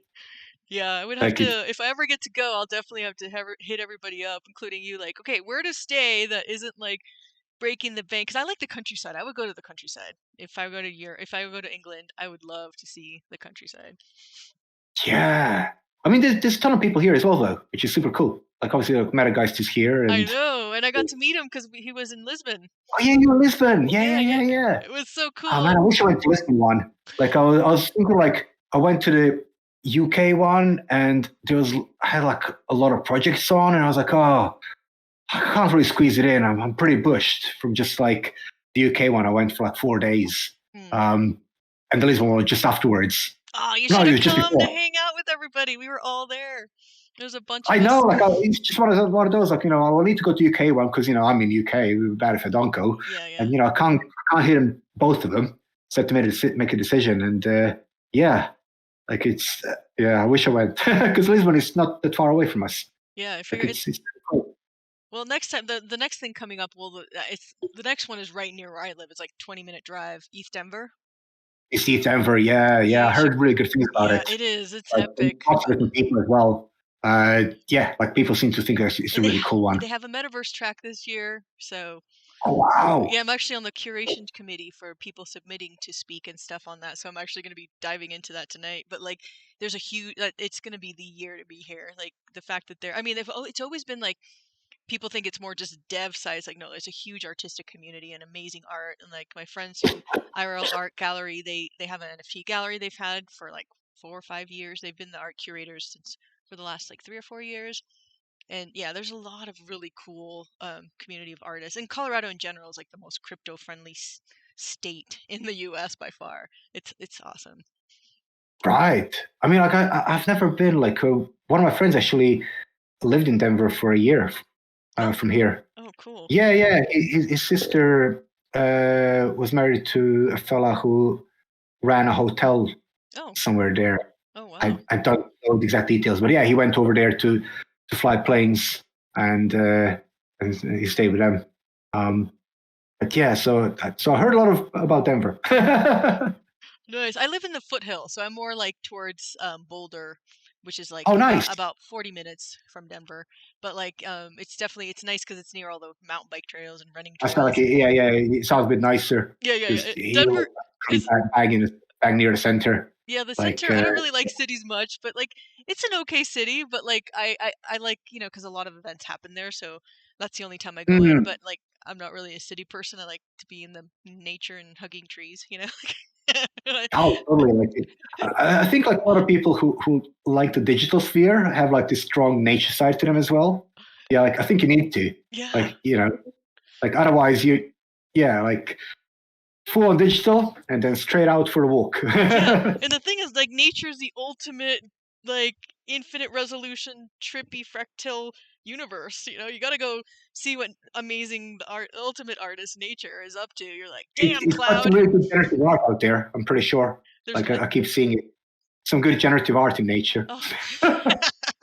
Some mind-blowing shit that daily I'm just sitting there. I'm like, if ever I could make anything as beautiful as a cloud, I'd be like on top of the world, Well, I mean, people literally spend years trying to replicate clouds in nodes and structures and stuff like that. But like, yeah, almost there from these angles. Yeah, clouds are like just magical, But yeah, here the cool thing is I'm near also New Mexico where I spend a lot of time, and there's like just amazing fractal nature there too, like incredible. Like one place in particular, I'll have to send you some pics. I don't know if I've shared those with you at Bisty Badlands. It's like Alice in Wonderland, fractal, crazy lunar scape world. It's insane. Oh wow! And like those kind of things, I love. Like like the. Oh, and let me see what you're doing. I'm gonna switch over to your screen. I'm just looking through some of these. This is a kind of secret preview of all the new avatars. Oh, is it okay? I don't have to play this recording though. Like, I mean, I can cut it off before, so I don't show. No, it's fine. Oh, okay, okay, cool. I almost not feel like it's interesting to disseminate various things throughout the space, and if people see it, they see it and can talk about it, but not everyone's going to see it. So somebody's, oh yeah, I saw that. Where is that? Oh, it's over there. Like, just because stuff is out there, people don't usually like go and check it out. Those who do, they'll get a full picture of it. Yep, and I love the face. Could you zoom into the head part?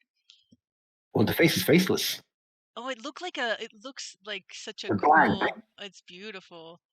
I love oh my god, the textures on that. They're just sick. So low poly. But he looks beautiful. He doesn't even look low poly. Damn. Like that. Look at the head. That's as low poly as you get. Oh yeah, so that's the question I asked earlier, but I wasn't sure if I asked it right. So like, okay, when you bring it from Quill in here, do you actually re-topo everything, or do you rebuild, or how do you get it? You can retopo everything. I never do because it will take me forever. Yeah, that's what I was going to say. So what do you do? Because I was I was thinking of like retoping stuff for faces before, because you kind of have to rig them. But I think I'm gonna go the longer or the shorter route for me, and like create thousands of little bones instead. Oh shit! Damn. Which will be, I mean, it's for a different project. Yeah. But yeah, they will be kind of like different in a way. So I mean, I don't really need to retopo stuff because Quill is fairly good in optimization. Oh, okay. And everything is really a triangle. Even when they say it's a poly, they're lying to you. It is really a triangle. That's so funny. Because that's how the stuff is rendered. It's rendered in triangles. And then poly, to get like the perfect, like the, people say, oh, it's really like that kind of poly. Yeah, yeah. Like over there. Yeah, that's, if you look at it, it's not a poly, it's actually a triangle. Long triangle going down. Long triangle going down. So that's how computers read things. And lighting, basically, that's how it works. So if you want to have stuff lit, that's what actually happens, which is what I discovered recently. I was like, what, really? I don't believe it. And then I dug into it. I'm like, oh my God, it's true. So I don't have to retopo anything as a consequence, which also saves a huge amount of time. Oh, yeah. You got these nice rigs and everything else. But I was talking to like Metageist in the spaces a bit before. It's to do with the way I do weight painting. Okay. So a lot of people do weight painting like this, and I'll show you this one. So this is basically the avatar as it kind of comes in. This is texturized. It's all one model, one texture, like one material. If I go here, one material test mat, just one material, nothing else. Cool. That's it. Material for the whole thing. So, and did I stall myself? Too many things open, Ogi. Here we go. Oh no, I did stall myself. Yeah. I was about to show you stuff, but I can see you moving. Yeah, but it's not responding. Oh, there we go. I think just too many things open. Yeah, Discord is weird like that. Sometimes it says it's saving you time. You're like, I don't want you to do that. How do I turn that feature off? It always does that to me. Yeah, it's usually when I have like a bunch of stuff open that it kind of starts happening. And I have like usually 500 tabs open at any point. Yeah, that's how I am. That's why I was like, okay, before workshop, closing tab ceremony. Oh, I can't close any tabs because I need them. Otherwise, I have to like bookmarks, open like 10 tabs each time I need to find something. I'm like, oh, there's this one thing. Okay, cool. Oh, I need to do this other kind of stuff now. Like, okay, well, that's a bunch of tabs. Like, where is the other thing? Like, it's over there. It's just faster as opposed to like going for like 10 clicks, one click. So this is like the setup. This is like a full one texture, and that's the basically baked texture. So that's what VRM comes in like, which is it's fairly good. I mean, it's a 1024. And it comes in fully weighing with the texture at 1.7 megabytes. So it's teeny tiny, ready for mobile, which is super cool. But it does mean the texture can't be too complex. So here it's going to start breaking up a bit. It's not going to be a straight line because it's 1024. Like, and I can only put one in. Anything more is going to start becoming weightier. But you still get like an impression of exactly what it is. Like, these are the lines, they look like that. As it's moving, kind of flows. I mean, from this distance, you can't really tell. And you also, like with every avatar, the back is really important because you want it to be interesting. So the weight painting is with this one, for example. If I go here and connect that, go to my thingy, go to weight paint, boom. So you'll weight paint the whole model, basically. So you weight painting this part, you weight paint that part, and etc. etc. But it's a bit more finicky to weight paint.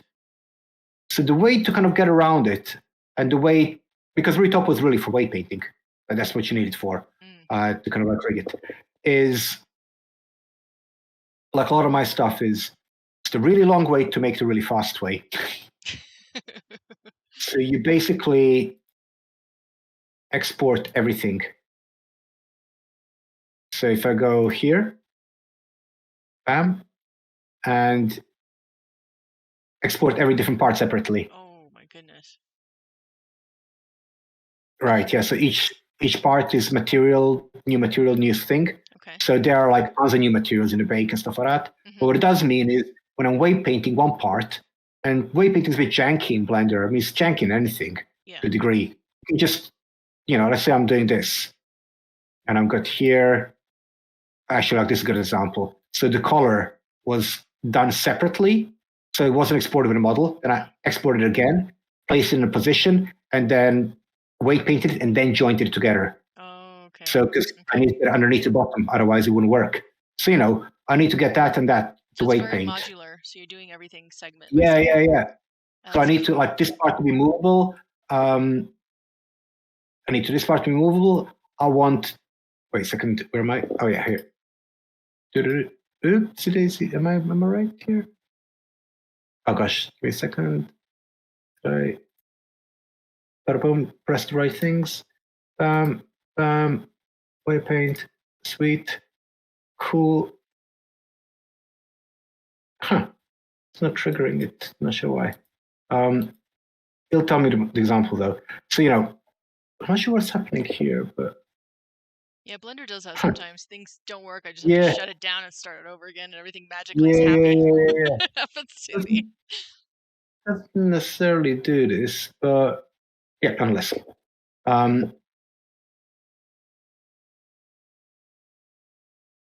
Let's see what it. Is this how you've always weight painted, or just for VRMs? Like this is. This is what I learned for VRMs. Yeah. So if I choose this, and if I choose that, and if I go to, it's not let me choose it again. I don't know why. That's super weird. Is it locked or anyway, anything, or nah? It's not even that.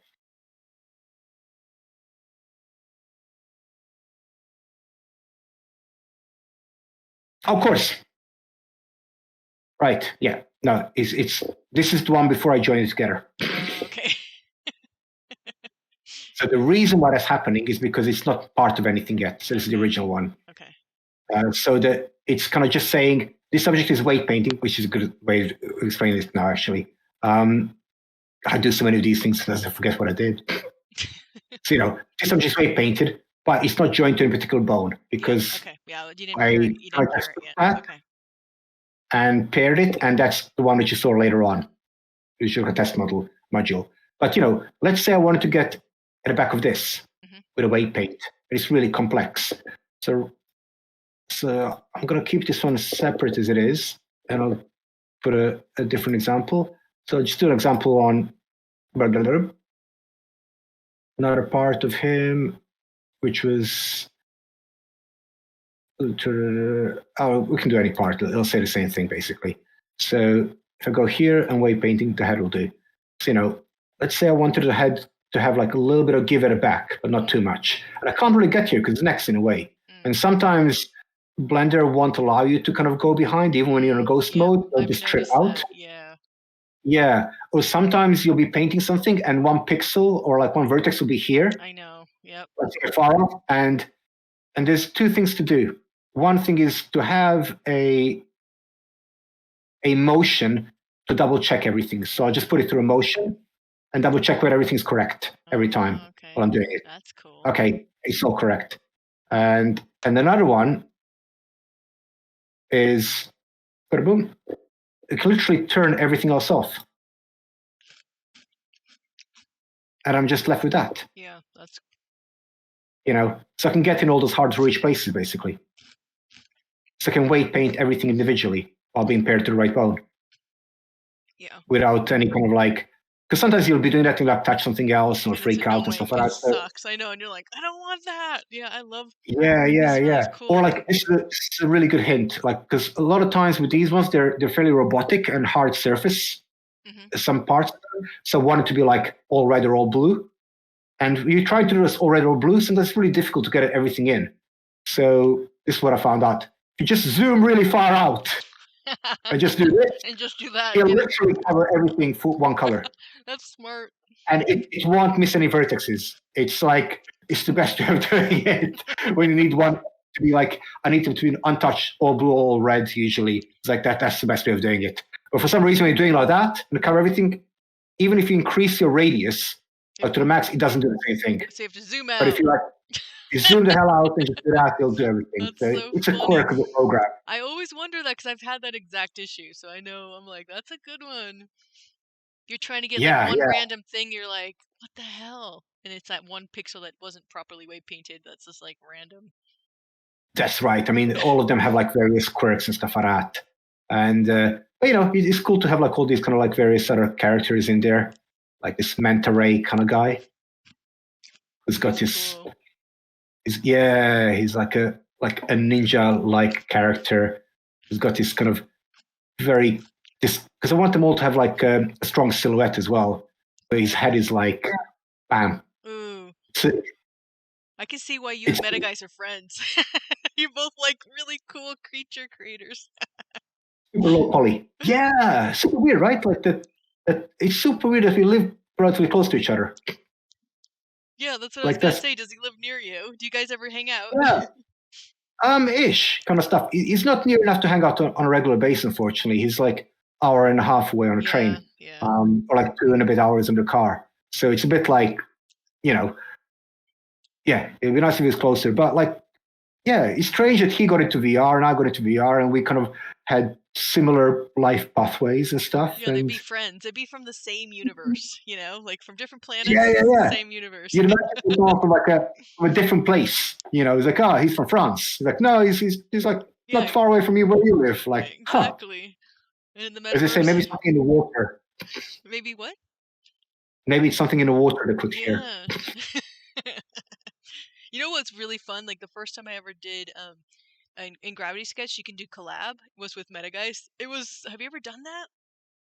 I've done collab in Tilt Brush before, not in Gravity Sketch. Okay, so Tilt Brush, can you do it in Quill or no? No. The problem with Quill is your files get really big because of the animation. Okay, so it would just crash. Yeah, well, Quill says it's recommended at 1.5 gigabyte. Okay. I found the breaking point is 6.6 gigabyte. But my files are frequently around 3.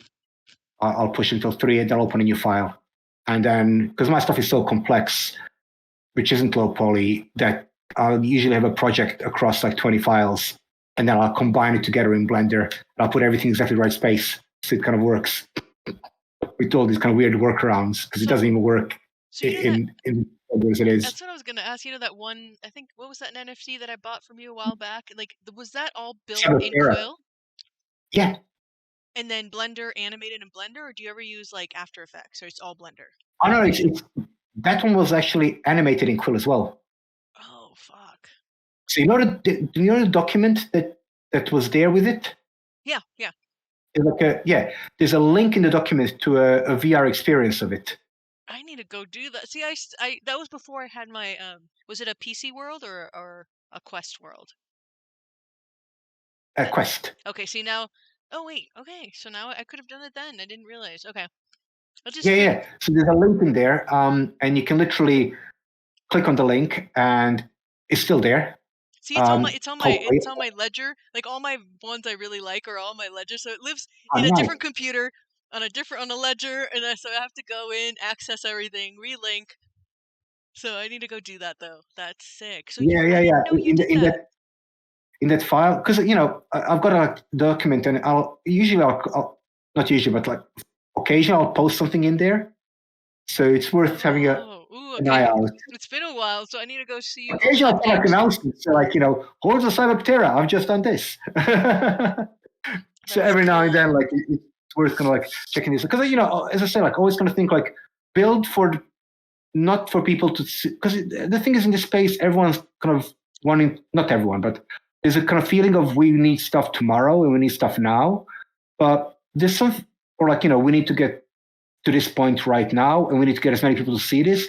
But there's this kind of really cool aspect that I always kind of found is, especially as a younger person, it was a while ago, like sometimes you want to discover an author, you discover an art, and you go down deep and you find different things, and you feel like you're the first person finding that, and maybe you are all of those things.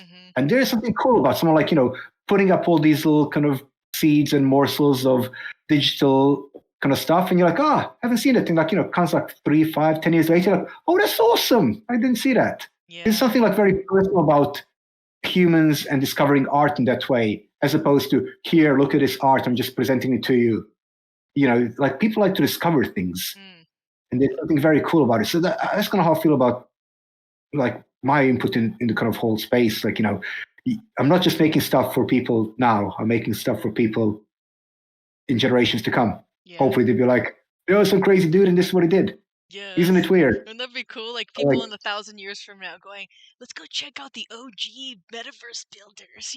Like look at this did you like little? You're basically doing like rabbit holes within rabbit holes for them to discover, and that's kind of what I love to do. Like, yeah, I think we think along the same lines because I have so much shit. I'm like, and I'm thinking like, how do I give it all away at one point? Basically on my deathbed, I want it all just out there. Like how do I set up systems so all this crazy shit just like people can play with in the future, Yeah, I mean, there's something. I remember, like, I was super tiny, and we discovered like Robotech, the cartoon, and like it was really confusing because it was a cartoon and it was like kind of fairly serious. And later on, discovered it's actually 3 cartoons mashed together, which explained the whole confusion. But, it was kind of serious and it was episodic and things linked. And then, like, we found like a VHS. Which kind of looked like Robotech stuff at one point, so we connected these stories together. And there was only one VHS in the store. Like the guy didn't know where he got it from. It was like a copy of a copy of a copy. It was like a rental. And we watched it and we tried to. It didn't have any subtitles in. It was in German because why not? So we were like piecing stuff together. Then in a local cinema, in a show for kids, they played one of the films. And the guy didn't know where he got this from. He's like, I got it for this to play. Like, where did you get it from? Well, we got his fingers going around. And this is the time when you play a film and you'll get like one reel and that reel will travel around the country. Mm-hmm. Yep. If you cut a film, you get maybe like 50, 60 reels for small things like that. And they'll go through the whole world. And when they run out, i.e. they were played too much, then that's the end of your film. Like that's the end of the cinema run. That's how it used to be. So, you go to like this weird kind of cinema in the town next door to see this thing, to discover this other world that someone's created in Japan, that some other American took there and combined to this other thing. And it was like you're trying to unravel this and find out what it's actually all about. And that kind of mystery about it, that was super interesting. You literally digging for this information as opposed to like today, like, I'm just going to Google it, I'll find it. Yeah, no, I remember when you had to search for shit like in real life and find these weird connections. And like I remember when I first saw South Park, it was somebody's bootlegged copy of this original that had played on this channel, and like like things you had to like search for this shit. It wasn't like everything's here accessible. It's like you have to find these connections and stories, and like the rabbit holes you had to dig yourself. You're like, I'm gonna go buy a shovel and dig my rabbit hole. Like 100%. you get But I think in doing that and digging around, you create a different emotional attachment to it. Yeah, that's because key. That emotional. Yes. You invested your time, your resource, and you also your thought. It's not just like invest your time and stuff like that, because you spend time like looking for stuff online. But you had the time where you couldn't find it quickly enough that you had to think about it, and all those little thoughts about that thing. Yeah.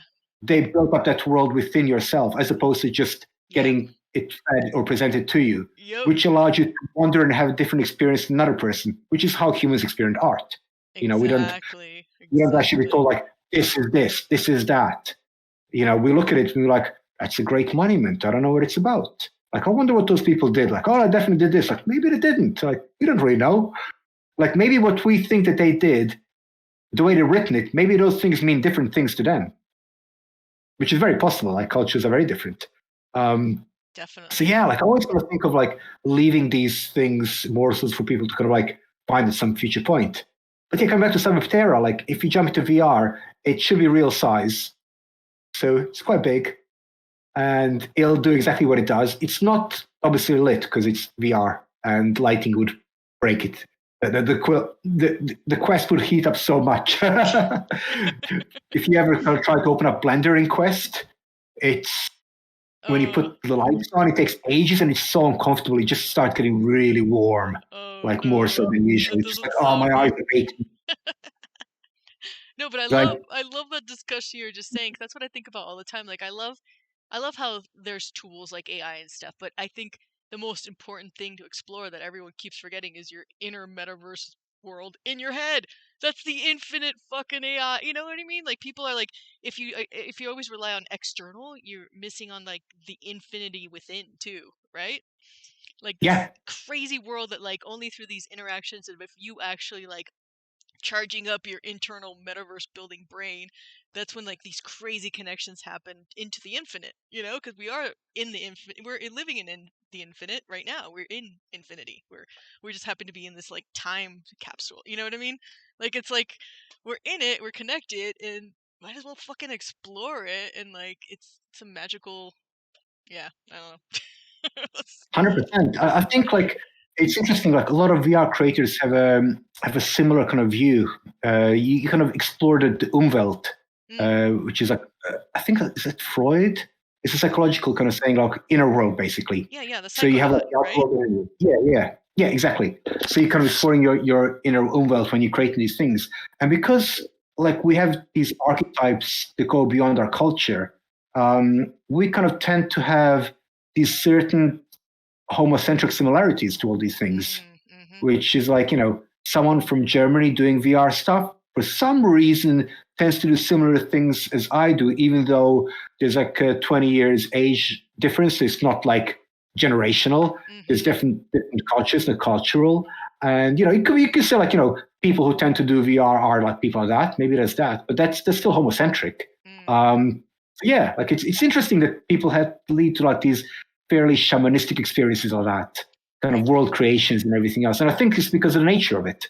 This is what people do in a place like that.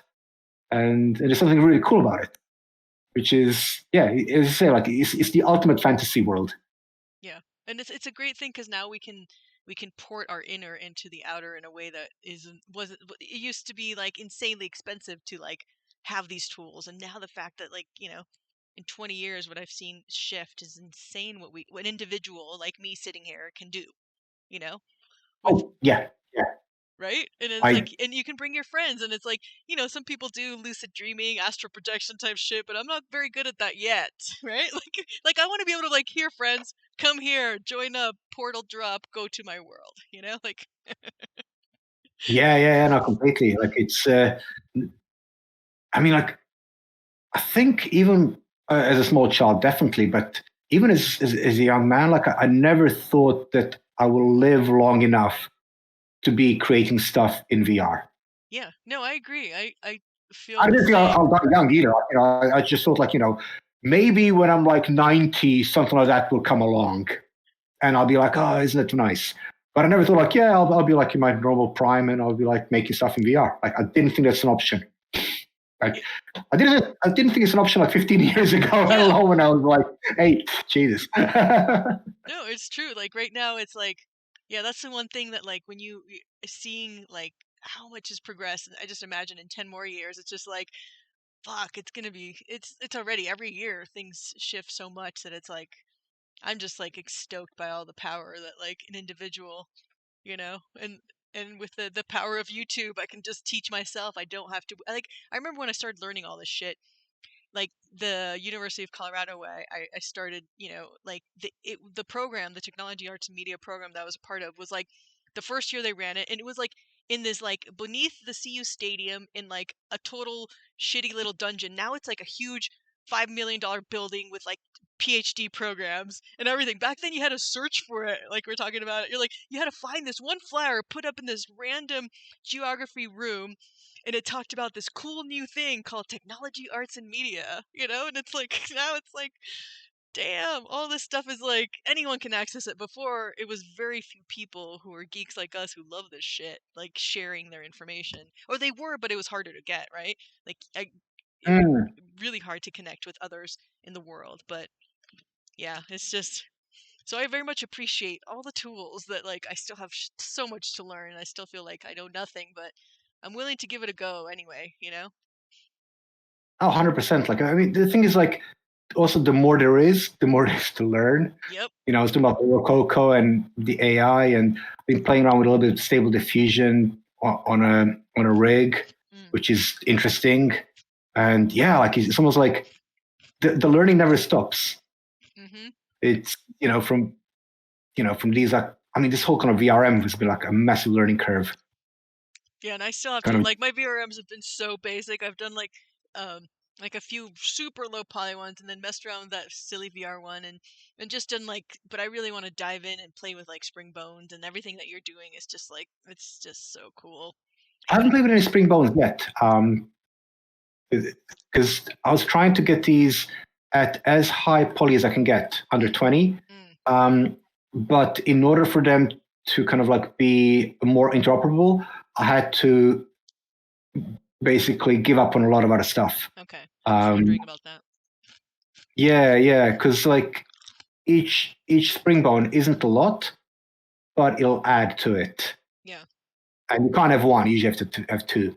You can kind of cheat, for example. So you can like make something super soft and it'll act as a bone kind of thing. That's what it because I was going to say your creatures are they have such good fluid movement. So you've done what looks like I would have guessed there were spring bones in it, because it does have that fluidity to the movement. Yeah, like no spring bones. Like it's just a rig, like a Furon rig. But tested a lot. Yeah.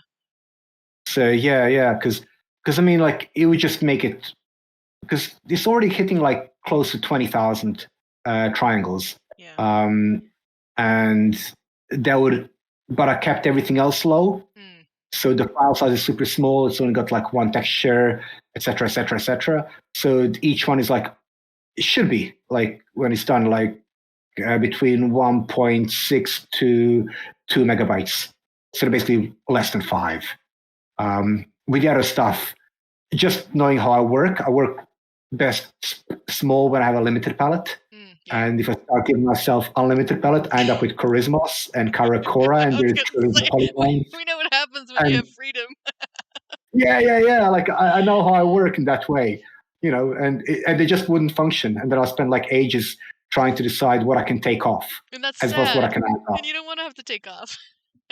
Yeah, no, exactly. So this one's got a good example, for example. So this is what I was talking earlier about creating holders.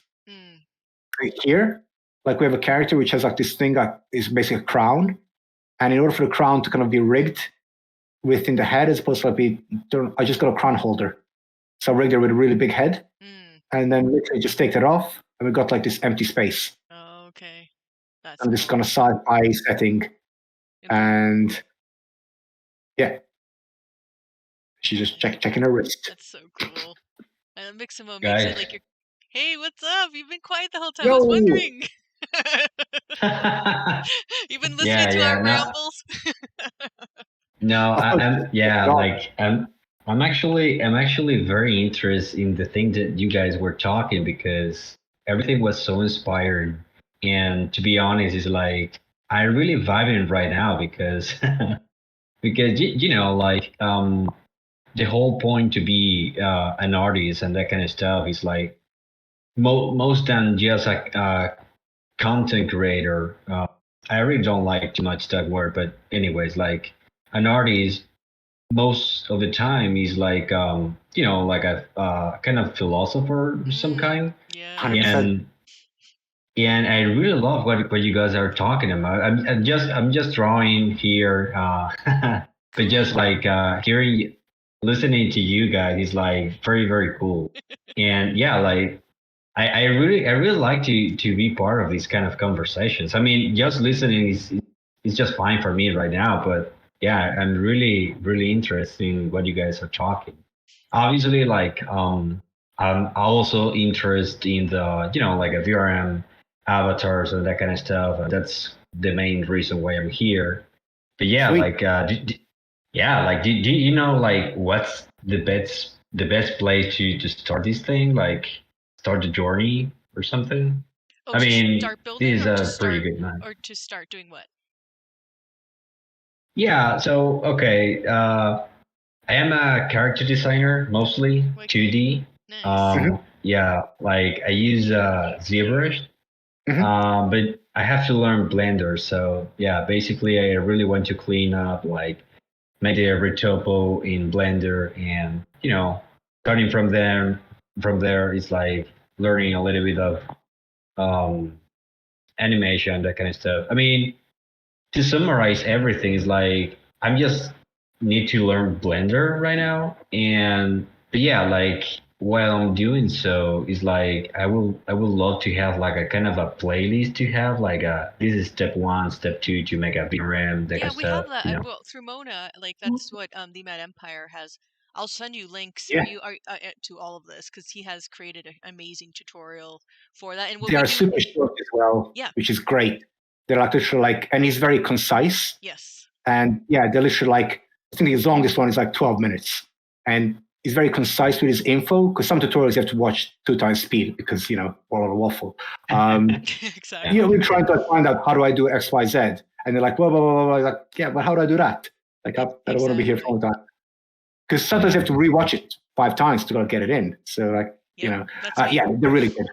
Yeah, and I'll send you all that. And then there's like the cool thing is he has like tutorials, and he also has workshops on his own YouTube that are longer. And I watch both because I love the long one. So he'll build a full thing that's like a 3-hour thing. But then you learn all the basics and like the tutorials that Oji was saying. And yeah, I'll send you all those links because that's what we're here for, to share all that kind of stuff with amazing creators. Like, if you have that experience, you're gonna fall in love. This stuff is so addictive. It's awesome. Awesome. Yeah, sounds great. Sounds great. Also, kind of a bit of encouragement in a way. For example, like my background is like 2D fully. Like I did comic books like 20 years ago. So probably like drawing by hand, everything and stuff like that. And then I did Flash for years, Yes, which was I a did gamble. Flash too. Yeah. I worked in I tried Flash studio. as well. That's so cool. Yeah. I mean, it paid off in a way that Quill has exactly the same UI as early Flash did. Like Really? Flash. Really? Yeah, which is why I buy with Quill so much, because I I need to did go a thesis play in in Flash, like in university. But what I was about to say, like What? I started with Blender probably in yeah. What year are we? We're 23 now. Probably like just under 3 years ago. That's awesome. Oh, okay. Yeah, I haven't been So- playing in Blender long at all. Like I've been playing maybe Yeah. like 4 months. Like 5 months. Oh, really? Long. One thing I would suggest to Awesome. anyone, and this is true with any program, and you probably do it as well, like every time you open up something like Blender, and because it's free, there's a ton of tutorials out there. Yes. Like learn the shortcuts, Yes. like Yes. learn one shortcut Yep. in the early starts, and that will just speed everything else so much. Once you know the shortcuts and what things do, the great thing is you literally can like, oh, how to open a window? Like you can Google it and have the answer immediately, because there's such a big community in Blender. There's so much Yeah. knowledge out there. You don't have to like spend ages looking for things. Like Yeah. these VR specific programs, like sometimes you Google stuff like no one knows because you're the first person to do it. So you're like, oh God. Yeah. And the power, Yeah. the cool thing here is like you learn Blender, and then like then you can bring these into the world, not just build a VRM, Yeah. but build a world. That's when it gets like holy shit cool. You're like, this is fucking, that's how I was the first time I actually did like one model I took it from Gravity Sketch to Blender to Unity and ran around in it. Then you're like, I'm hooked for life. It was such an epic moment. But yeah, I'll definitely link all that. You're a Blenderite as well, right, Fractilian? Wait, what? You're a recent Blenderite as well, if I remember. Yeah, You I started haven't with been Blender using very Blender recently. very long at all. Like Membry, who just joined us, is a fucking master of all of the above too. So he's part of the Builder Success team here on Mona as well, and he's just like, yeah, he's a resource of knowledge. I know a little bit about Blender. Yes, you do. You know a lot bit about Blender, master. GeoNodes, I have not gotten deep into it yet. Hey, congrats. GeoNodes are fun. What was that? GeoNodes are fun. I just did like A whole thing. a GeoNode project of mapping up stuff for a local county, mapping up the geography of it, and then using Wow. GeoNode to kind of make it a little bit more fun, and putting all these little tiny houses everywhere and buildings like that. And the speed of it is absolutely amazing. Like it's just like, I can't believe this is so fast. This will take me absolutely ages to kind of set up as a particle system. But proof. There we go. So awesome. Yeah, they're very powerful. I think it's easy to kind of like start bashing a lot of data into it, which is what I started breaking it. I'm like, what else can I put in there? Oh, but this thing I can always spoken. GES It's like- data. Go ahead, man. Yeah, it's like I mean, I'm using Photoshop like since I don't know, like 15 years ago or something. Yeah. And the thing is like, I just bought an iPad like 1 month ago, and I was working and just cursing every single minute because I was like, I mean, where's the tool to make this thing, right? And and I'm trying to learn Blender, like, I don't know, since like 7 or maybe 10 years ago. I mean, but every single time that I open Blender, it's like, nope, I'm getting out of here. That's so funny. Blender's changed. It's so much Like fun. It's so much better. 2.8. Yeah. Before 2.8, I opened it twice and I was like, yep, nope, I'm back to C4D. And 2.8 changed everything for me. It is for me too. Mesh up. Is it mess up or mesh up? Mesh up. Yeah, It's mashup. Mashup. Yeah. Mesh up. Like, what? Do you know what it is about Blender that makes you go nope? Is it like all the menus and? I think so. I mean, I learned how to use ZBrush. Mm-hmm. I think it's the interface. I think it's the whole thing. The kind of I don't know. It's not like I'm not sure if there is a toggle to like minimize the thing, but it's like it's overwhelming. Like just seeing like everything right now, right? Like yeah. I mean, for example, I don't want to learn animation right away. So for me, closing the window of the animation window, that makes sense, right? Yeah. But in default, you have that thing open, and the other tools in the right, like the gear tool and that kind of stuff. I don't know the name of those, but yeah, like the only simplified tool set I think is the top corner on the left, like the selection tool and those stuff. guys. Yeah. Yeah, that's the. I mean, since I'm coming from Photoshop, it's like that makes sense, right? Like a tool set in the left side, and in the right side the whole thing. But I don't know. It's like the icons, I don't know, those little triangles in the right. I don't know. There is a lot of things going on. A lot going on. Yeah. That's totally. how I felt the first time too. And like when I went in there, And then you open up all these other things at the top. yeah, there's so many more. And You know what really you get so helps? much louder. Yeah. I'll definitely send you like I've done a ton of tutorials because I've just been like I still consider myself a total beginner. I mean I know how to do a few things, but there's a couple like it's project based learning and like workshops that I've done that have been really really good. I'll send those to you, and I'll send you some of the great DMAT Empire tutorials and like.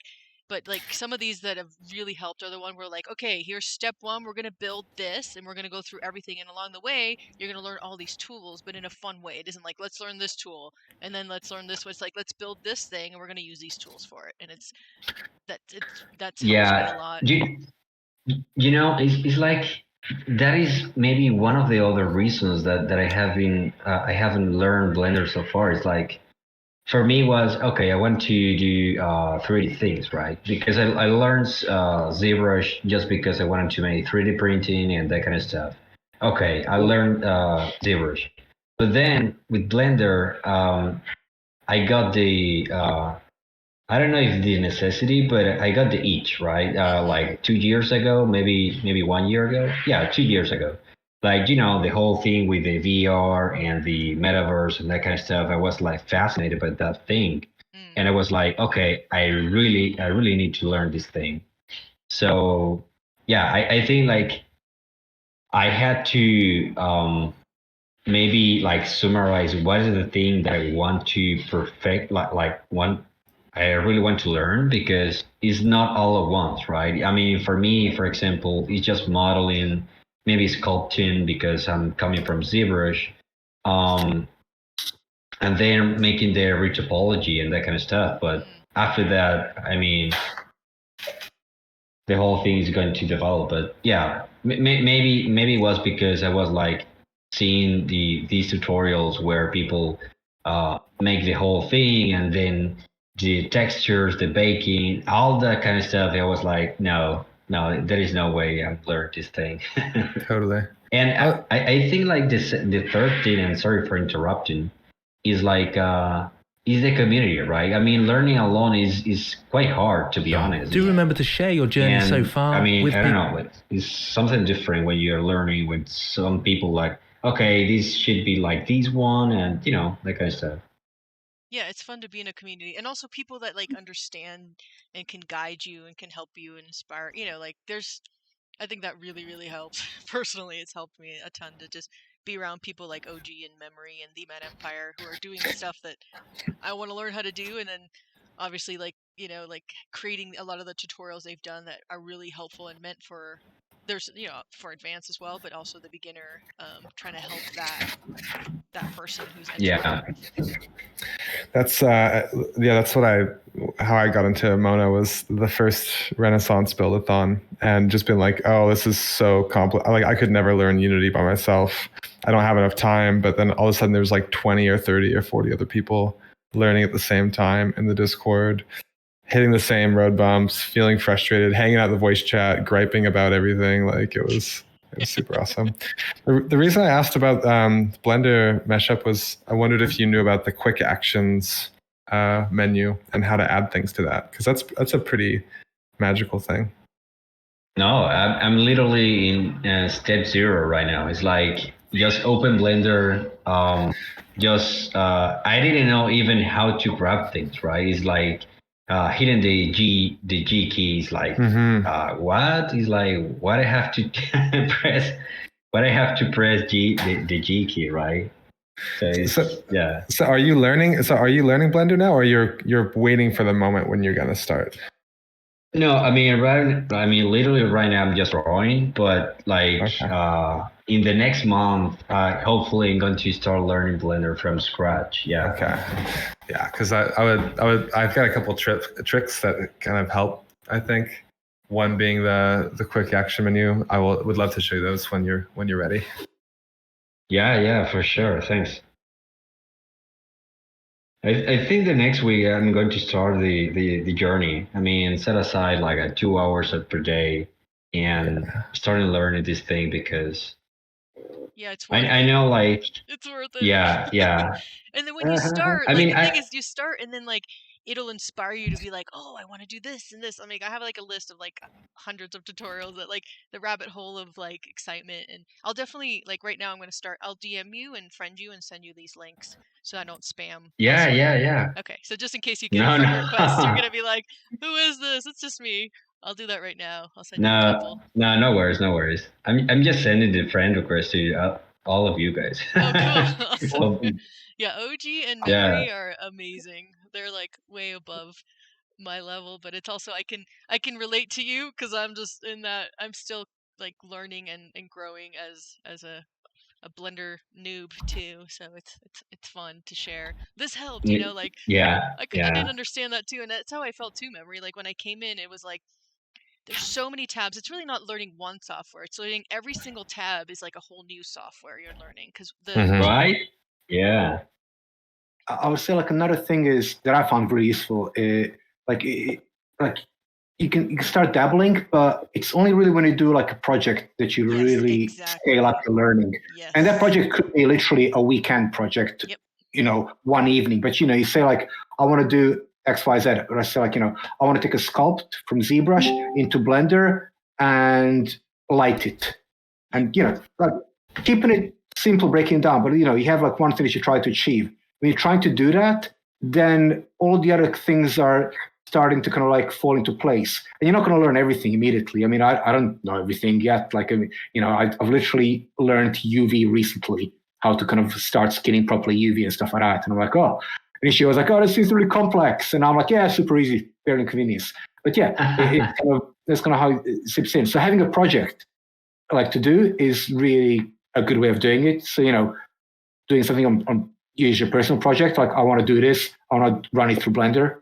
And that could be like, creating a scene and a nice little image, or it can be like, moving the camera throughout the scene, or it can be like moving the camera around the character. Anything of those that kind of like light up your fire are really cool. And then the other one is like find a bunch of like people that you dig tutorials of. And when you have like a lunch break or something like that, just watch like 5 minutes of it, not even a whole one, just to see what they're doing. Because the thing is, like when you watch that on a regular basis, you start to see other people using the interface, and it stops being as scary. Yes. When you get to it, you're like, oh yeah, I remember like I saw that guy doing that like a while ago. Yeah, that'll be that. And it kind of seeps in your head. It's almost like learning a new language. Like watching programs in that language really help for your brain to acclimatize to it.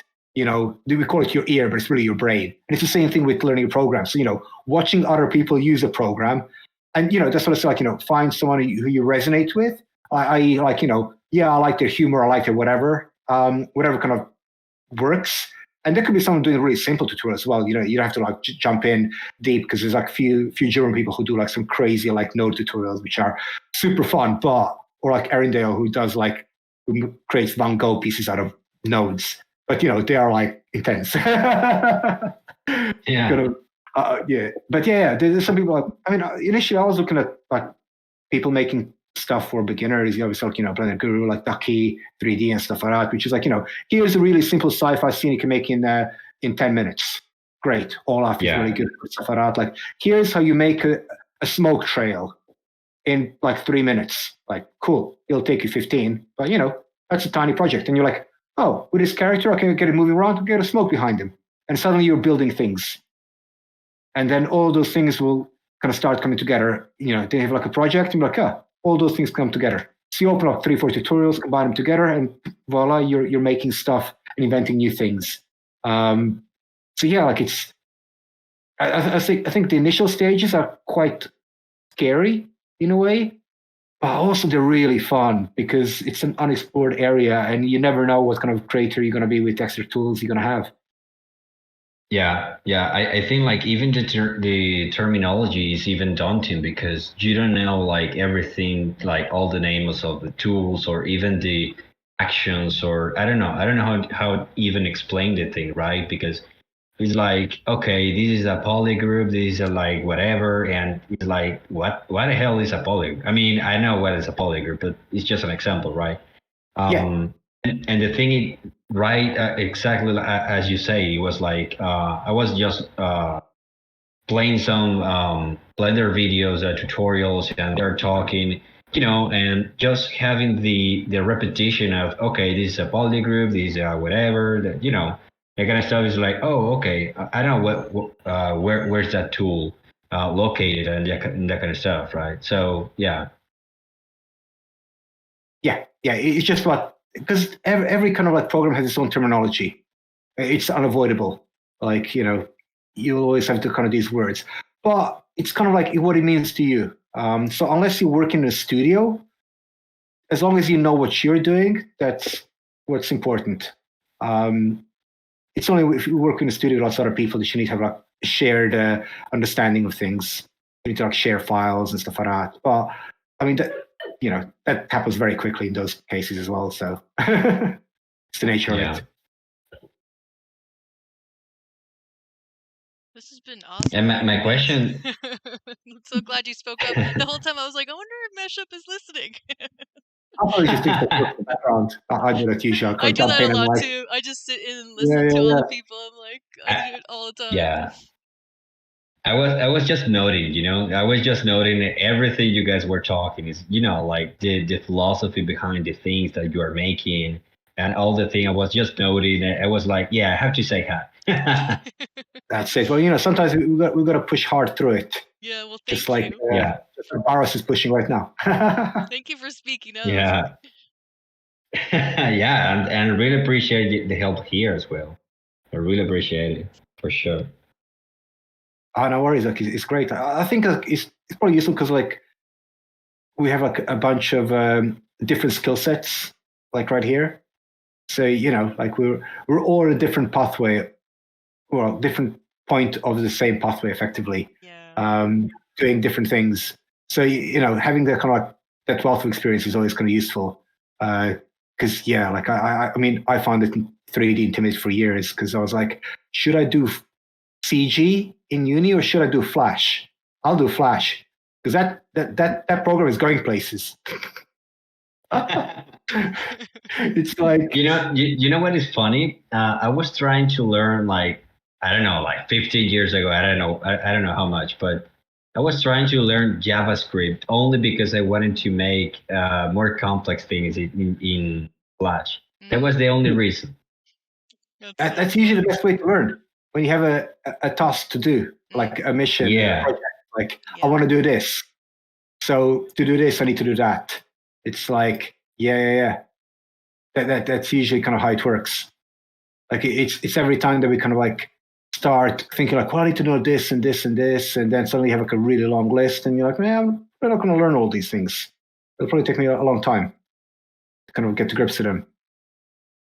Yeah. No, it's true. Like, and back to that what we were talking about earlier, it's like when you're in that internal world, visualizing it, like I want to make this that I see in my head. You know, when you have that, like when you explore your inner realm and like you can see like the creature. Like I love 2D. I'm like, you know, I have thousands of drawings. That's what I'm trying to learn. My goal is to like learn to animate like the sketch in there that I see in 3D, but like how am I going to do it? And that's what keeps pushing me to be like, okay, I need to learn this, I need to learn this, you know, and like those little basic tutorials build up to being like, oh, I didn't know that was possible. And then you're like, oh, cool, I can do it this way, that way. That's like how you bounce around and, you know, just from that one initial, like, I want to animate this, or I want to bring this into 3D, or I want to bring this into Gravity Sketch, you know? So it's... Yeah. And the cool thing is like, the more you think about stuff like that, it'll create more new pathways. So you think like, oh, I can do this now. What if I did that and this? And you'll find like weird quirks that you do something and be like, huh, well, that does it. And, you know, because like we're all individuals, so you'll find things that other people haven't done before and be like, huh, that's very interesting. I can do it like this. Okay, that's cool. And yeah, that's the kind of beauty of it. It's like unexplored horizon. Like anything is possible. Because sometimes when you learn too much, you get like restrained within your kind of lane. And you're like, I'm really good at this. I don't want to do anything else. But doing other stuff also makes the other stuff better. Yes. So yeah, it all kind of comes together. Like learning how to rock climb makes you a better animator. Yeah. No, it's true. Because you can animate rock climb. I did And martial arts and I became a better mountain biker. It's, you don't even see the connection, but it is true. Every kind of different art form, right? It's body connections, body dynamics. It all kind of makes sense. Yeah.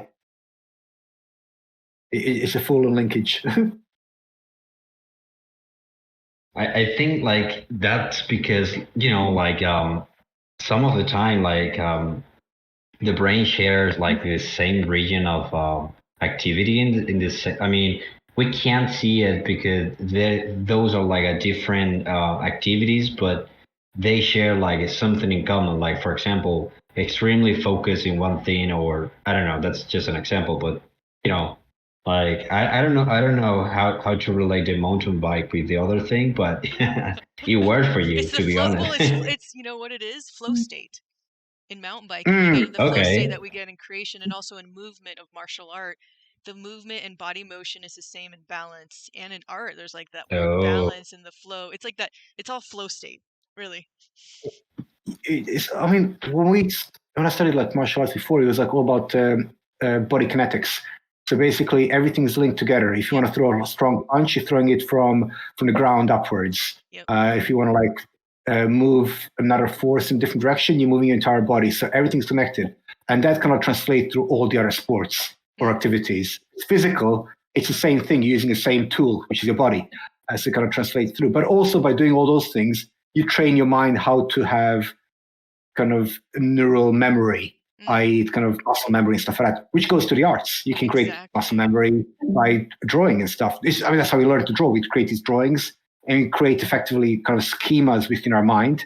And there's some really good research by Neil Cohn, who did a bunch of kind of experiments about this and actually scanned people's brains to kind of see what actually happens.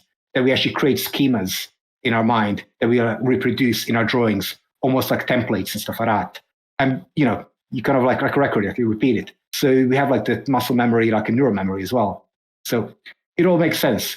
The better you are at creating muscle memories, the better you are at creating muscle memories effectively, neural memories as well. So it's like, yeah, which is super cool. And it's funny because we all love VR, so it's like VR is that physical creation that I love 2D because I love physically drawing. You know what I mean? Like Yeah. that's kind of why VR was like, this is like drawing finally in the digital world. Like I'm actually feel like I have that connection that I do with pencil and paper. I would say VR was a gateway for me into CG. Yeah, no, it's Literally. true. Yeah, that's when Meta Guy showed me Gravity Sketch. I was like, this is it. Yeah. This is so Because cool. the thing is, like, suddenly, like, you open up like various programs, and you're like, they're not so scary. Like, I've dealt with polygons for ages now. Like, it's all right. And you're like, oh, my model looks so much simpler now. Yeah, it's true. Like the gateway drug of VR led me to Blender. Blender led me to Unity. Unity led me to like all these other, like, damn, there's just like I can, yeah. When you can build things to invite friends to, that's a whole nother dimension that we were talking about earlier. It's like now my inner world is shareable, and not that I want to, not that my inner worlds. I'm like some of them maybe shouldn't be shared, but most of them are crazy fun that we can all learn from each other. And yeah, but I definitely have like Yeah, for sure. I have mountains to learn, but you make the trails through it, make it fun, and it's a lifelong. It's not something like tomorrow I will know it all. It's like fuck no, maybe in 20 lifetimes from now or something. Yeah, and it's better when you're sharing the process, right? Because it's possible to learn things alone. I am actually a self taught in, I don't know, in a lot of things, Yeah, but me too. like like when you're sharing the process is way better because the same thing that was a memory. He was like, okay, like when you are ready, I have some things for you. I was like, oh, that's great. I don't know what even could be the second phase. And when you're learning from scratch, something is like, it's quite daunting because you don't, maybe you're learning a specific set of tutorials, but after that, you're like, okay, what is the next one in order to make the thing I want, right? So, and another thing I was thinking was like, it's actually crazy because, for example, VR when you're sculpting, I don't remember the name of the app that OG was using, but he's using like a different set of skills. It's not only sculpting but also animation and like modeling, that kind of stuff. It's a kind of a bundle, a lot of these things, right? So I don't know. It's cool. It's really cool, to be honest. Yeah, for sure. It's just fun. In the end, it's about fun and play, right? Like that's what it is for me. Yeah. I want to have fun. I want to play with my friends. you know. So And it's great. It's great to find people that actually have fun with this thing. I don't know you guys, but like for me, when I was a kid, I was like very on the sidelines because I never was like a very good sport guy or something. So so for me, it was just drawing, just like reading, that kind of stuff, playing video games and that stuff. And it's funny because when you're growing up, you find more people that these actually the job they are doing, and they're like, oh no, like I'm just draw for a living. It's like, oh, that's cool. Just listening, just hearing that as a kid, that was like mind blowing for me, yeah, right? It's like, oh, that's possible, and it's even better because of the internet right now, of course, because back then it was like back in the 90s was like, no, I don't think so. Totally. Yeah. It yep. was different times. This has been so much fun. I do have to head out here in a couple minutes to pick up my kid, and then. Yeah. I'm gonna, But like, we're back jump every off as well. Wednesday. You guys come join us, and every Wednesday we do something like we'll have either an awesome guest like OG or like just do really like I have exercise files and really basic Blender stuff, and then bring it into Unity and run around. So that's like the model of it. So it's like meant for all levels, but also accessible to like if you're new. It's like come have fun and come learn from like amazing people. Like OG has always inspired me since I saw his first. It was the NFT, right? That was like for the was it the Creator Collective thing, or when did we first meet? Was it through Metageist, right? Yeah. Because I did Charismos, Yeah, which was yeah. a crazy That was 8-minute. Yeah, in First Dibs, and like Metageist was curator for the exhibition, Okay, and then I did the creatures of the metaverse. yeah. That's really quick. The rabbit hole. And then we both did the Mona Buildathon. Yeah. And we're crying about like having to learn Unity and not really understanding any of this CG stuff. And like, because I've just about understood how to import stuff and texture and create materials and everything else for Charismos to do that kind of project. And I was like, oh, okay, I've got a groove here, a pipeline. This is nice. I'm like, and here's Unity as well. Like, oh, I can't learn another program. Unity's a whole other one. And we did. Like it's I know like the basics of both, enough to like create something, but like enough to know that like the fun of I get to keep learning, which is another thing I love. Like just learning to see what's possible is so exciting. Yeah. Well, because all these programs get updated all the time, I don't think you'll ever get to the point where, like, I know this program, like, unless it's the only thing you do, to like a high expert level, because, I'm an expert. And then we put this other new thing, like, I've never used it before. Exactly. This is a whole new game. And this will keep on going. No, totally. In your case, Fractalians, you have only like 4 months learning Blender, right? Well, yeah, maybe a little more actually. Maybe more like a year actually when I think about. But really, like when I first did, actually, because I didn't use Blender for the first 2 builds, I used Gravity Sketch, so I really didn't dive into and for like the last 4 or 5 months to build, because with Blender you can do a lot more. So like I love still experimenting in Gravity Sketch. Then Blender is where you can do so much more. So like and that's a whole nother learning curve, because I still feel like I have tons to learn in Gravity Sketch as well. So yeah, but it's like you said, like every time you come in here there's something new, but it's also like you get more comfortable with like, okay, like I used to watch tutorials at like not half speed but like a third, like super slow, and now I could watch it at kind of normal speed, and because you kind of get familiar with the tabs, the terminology, and it's really not that complicated, because I've done Illustrator and Photoshop, but like once you start getting the basics, you're like, okay, I kind of get the lay of the land, like what OG was saying earlier. It's like the more you play, the more you kind of get comfortable, and you're like, okay, then now you can start building. And once you do that workflow from, let's say, whatever, VR to Blender to Unity to run around the world, it all like feeds itself on what you want to do next, right? Like it's just fun. Yeah. Cool. Sounds cool. Yeah. Hey, NFT Garage, nice. Thanks for joining us. We're about 2.5 hours in, like almost 3 hours in. Oh, shit, yeah. This is awesome. Hi. Yeah, I just sorry. Go ahead. Oh no, good. See. No, I just saw it. I had it on my calendar, and I totally missed it. And I just went back to my computer desk thing and saw it, and I thought, oh damn, I missed it. And we recorded it. I'll be putting it up in the next day or so. Yeah, so definitely keep looking, and it was great, OG. We went to many rabbit hole conversations, right, guys? Yeah, that's definitely, and got to see some previews of some avatars to come. Yes. Hint. You have some really cool OG creations. Yeah, cool. No, I'm working on these at some point. I'm totally new to this stuff. I worked a lot with Cinema 4D, but it's totally different to see something like creating avatars in like Unity, and it's so different from everything. So it feels like starting from zero again. Yeah, but we're all in it together. We're always, I think we were just saying that we're always starting from You zero. were saying like, yeah, like we can never get to learn all these things because they keep adding things to them.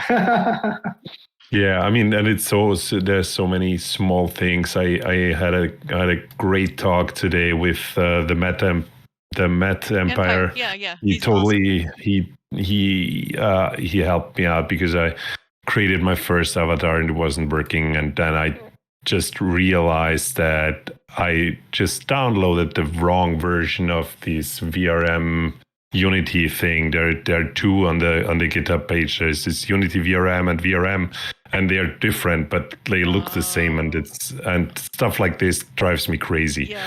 I know the feeling. Like that's why like tutorials I have to watch like at half the speed because there's so many things that can go wrong, and Murphy's Law kicks me in the ass every day. You know. Yeah. No, but I will totally watch your recording when you post it. So yeah.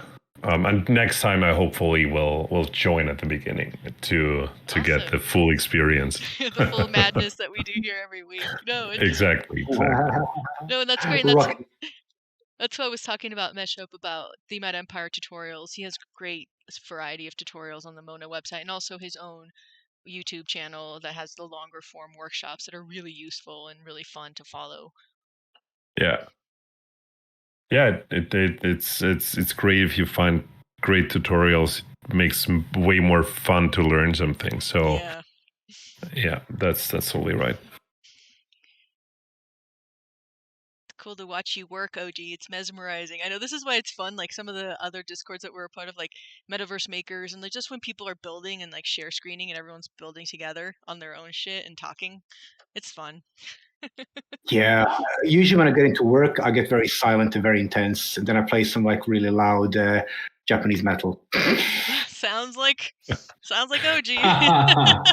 I've drawn up my own thoughts of like not knowing what I'm doing. I'm like, at least the song's nice.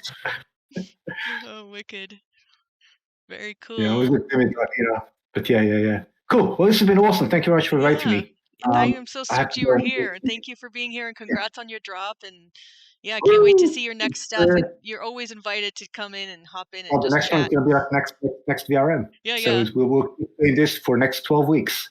Yeah, and last week we actually had deep spiritual discussions with Vega too, so we tend to go in that realm here. Like we tend to go off in the rabbit hole shamanic areas here. So yeah, I have 2 videos to upload. So check that one out whenever I get it up. But thank you all for being here, and nice to meet you, Meshup and Richard, the host. Definitely come join us. Yeah, thanks for the invite, and yeah, thanks for having me. Cool. Sure. Bye, guys. Until next time. Awesome. Bye, OG. Bye. Bye. Bye. Take care. Take care.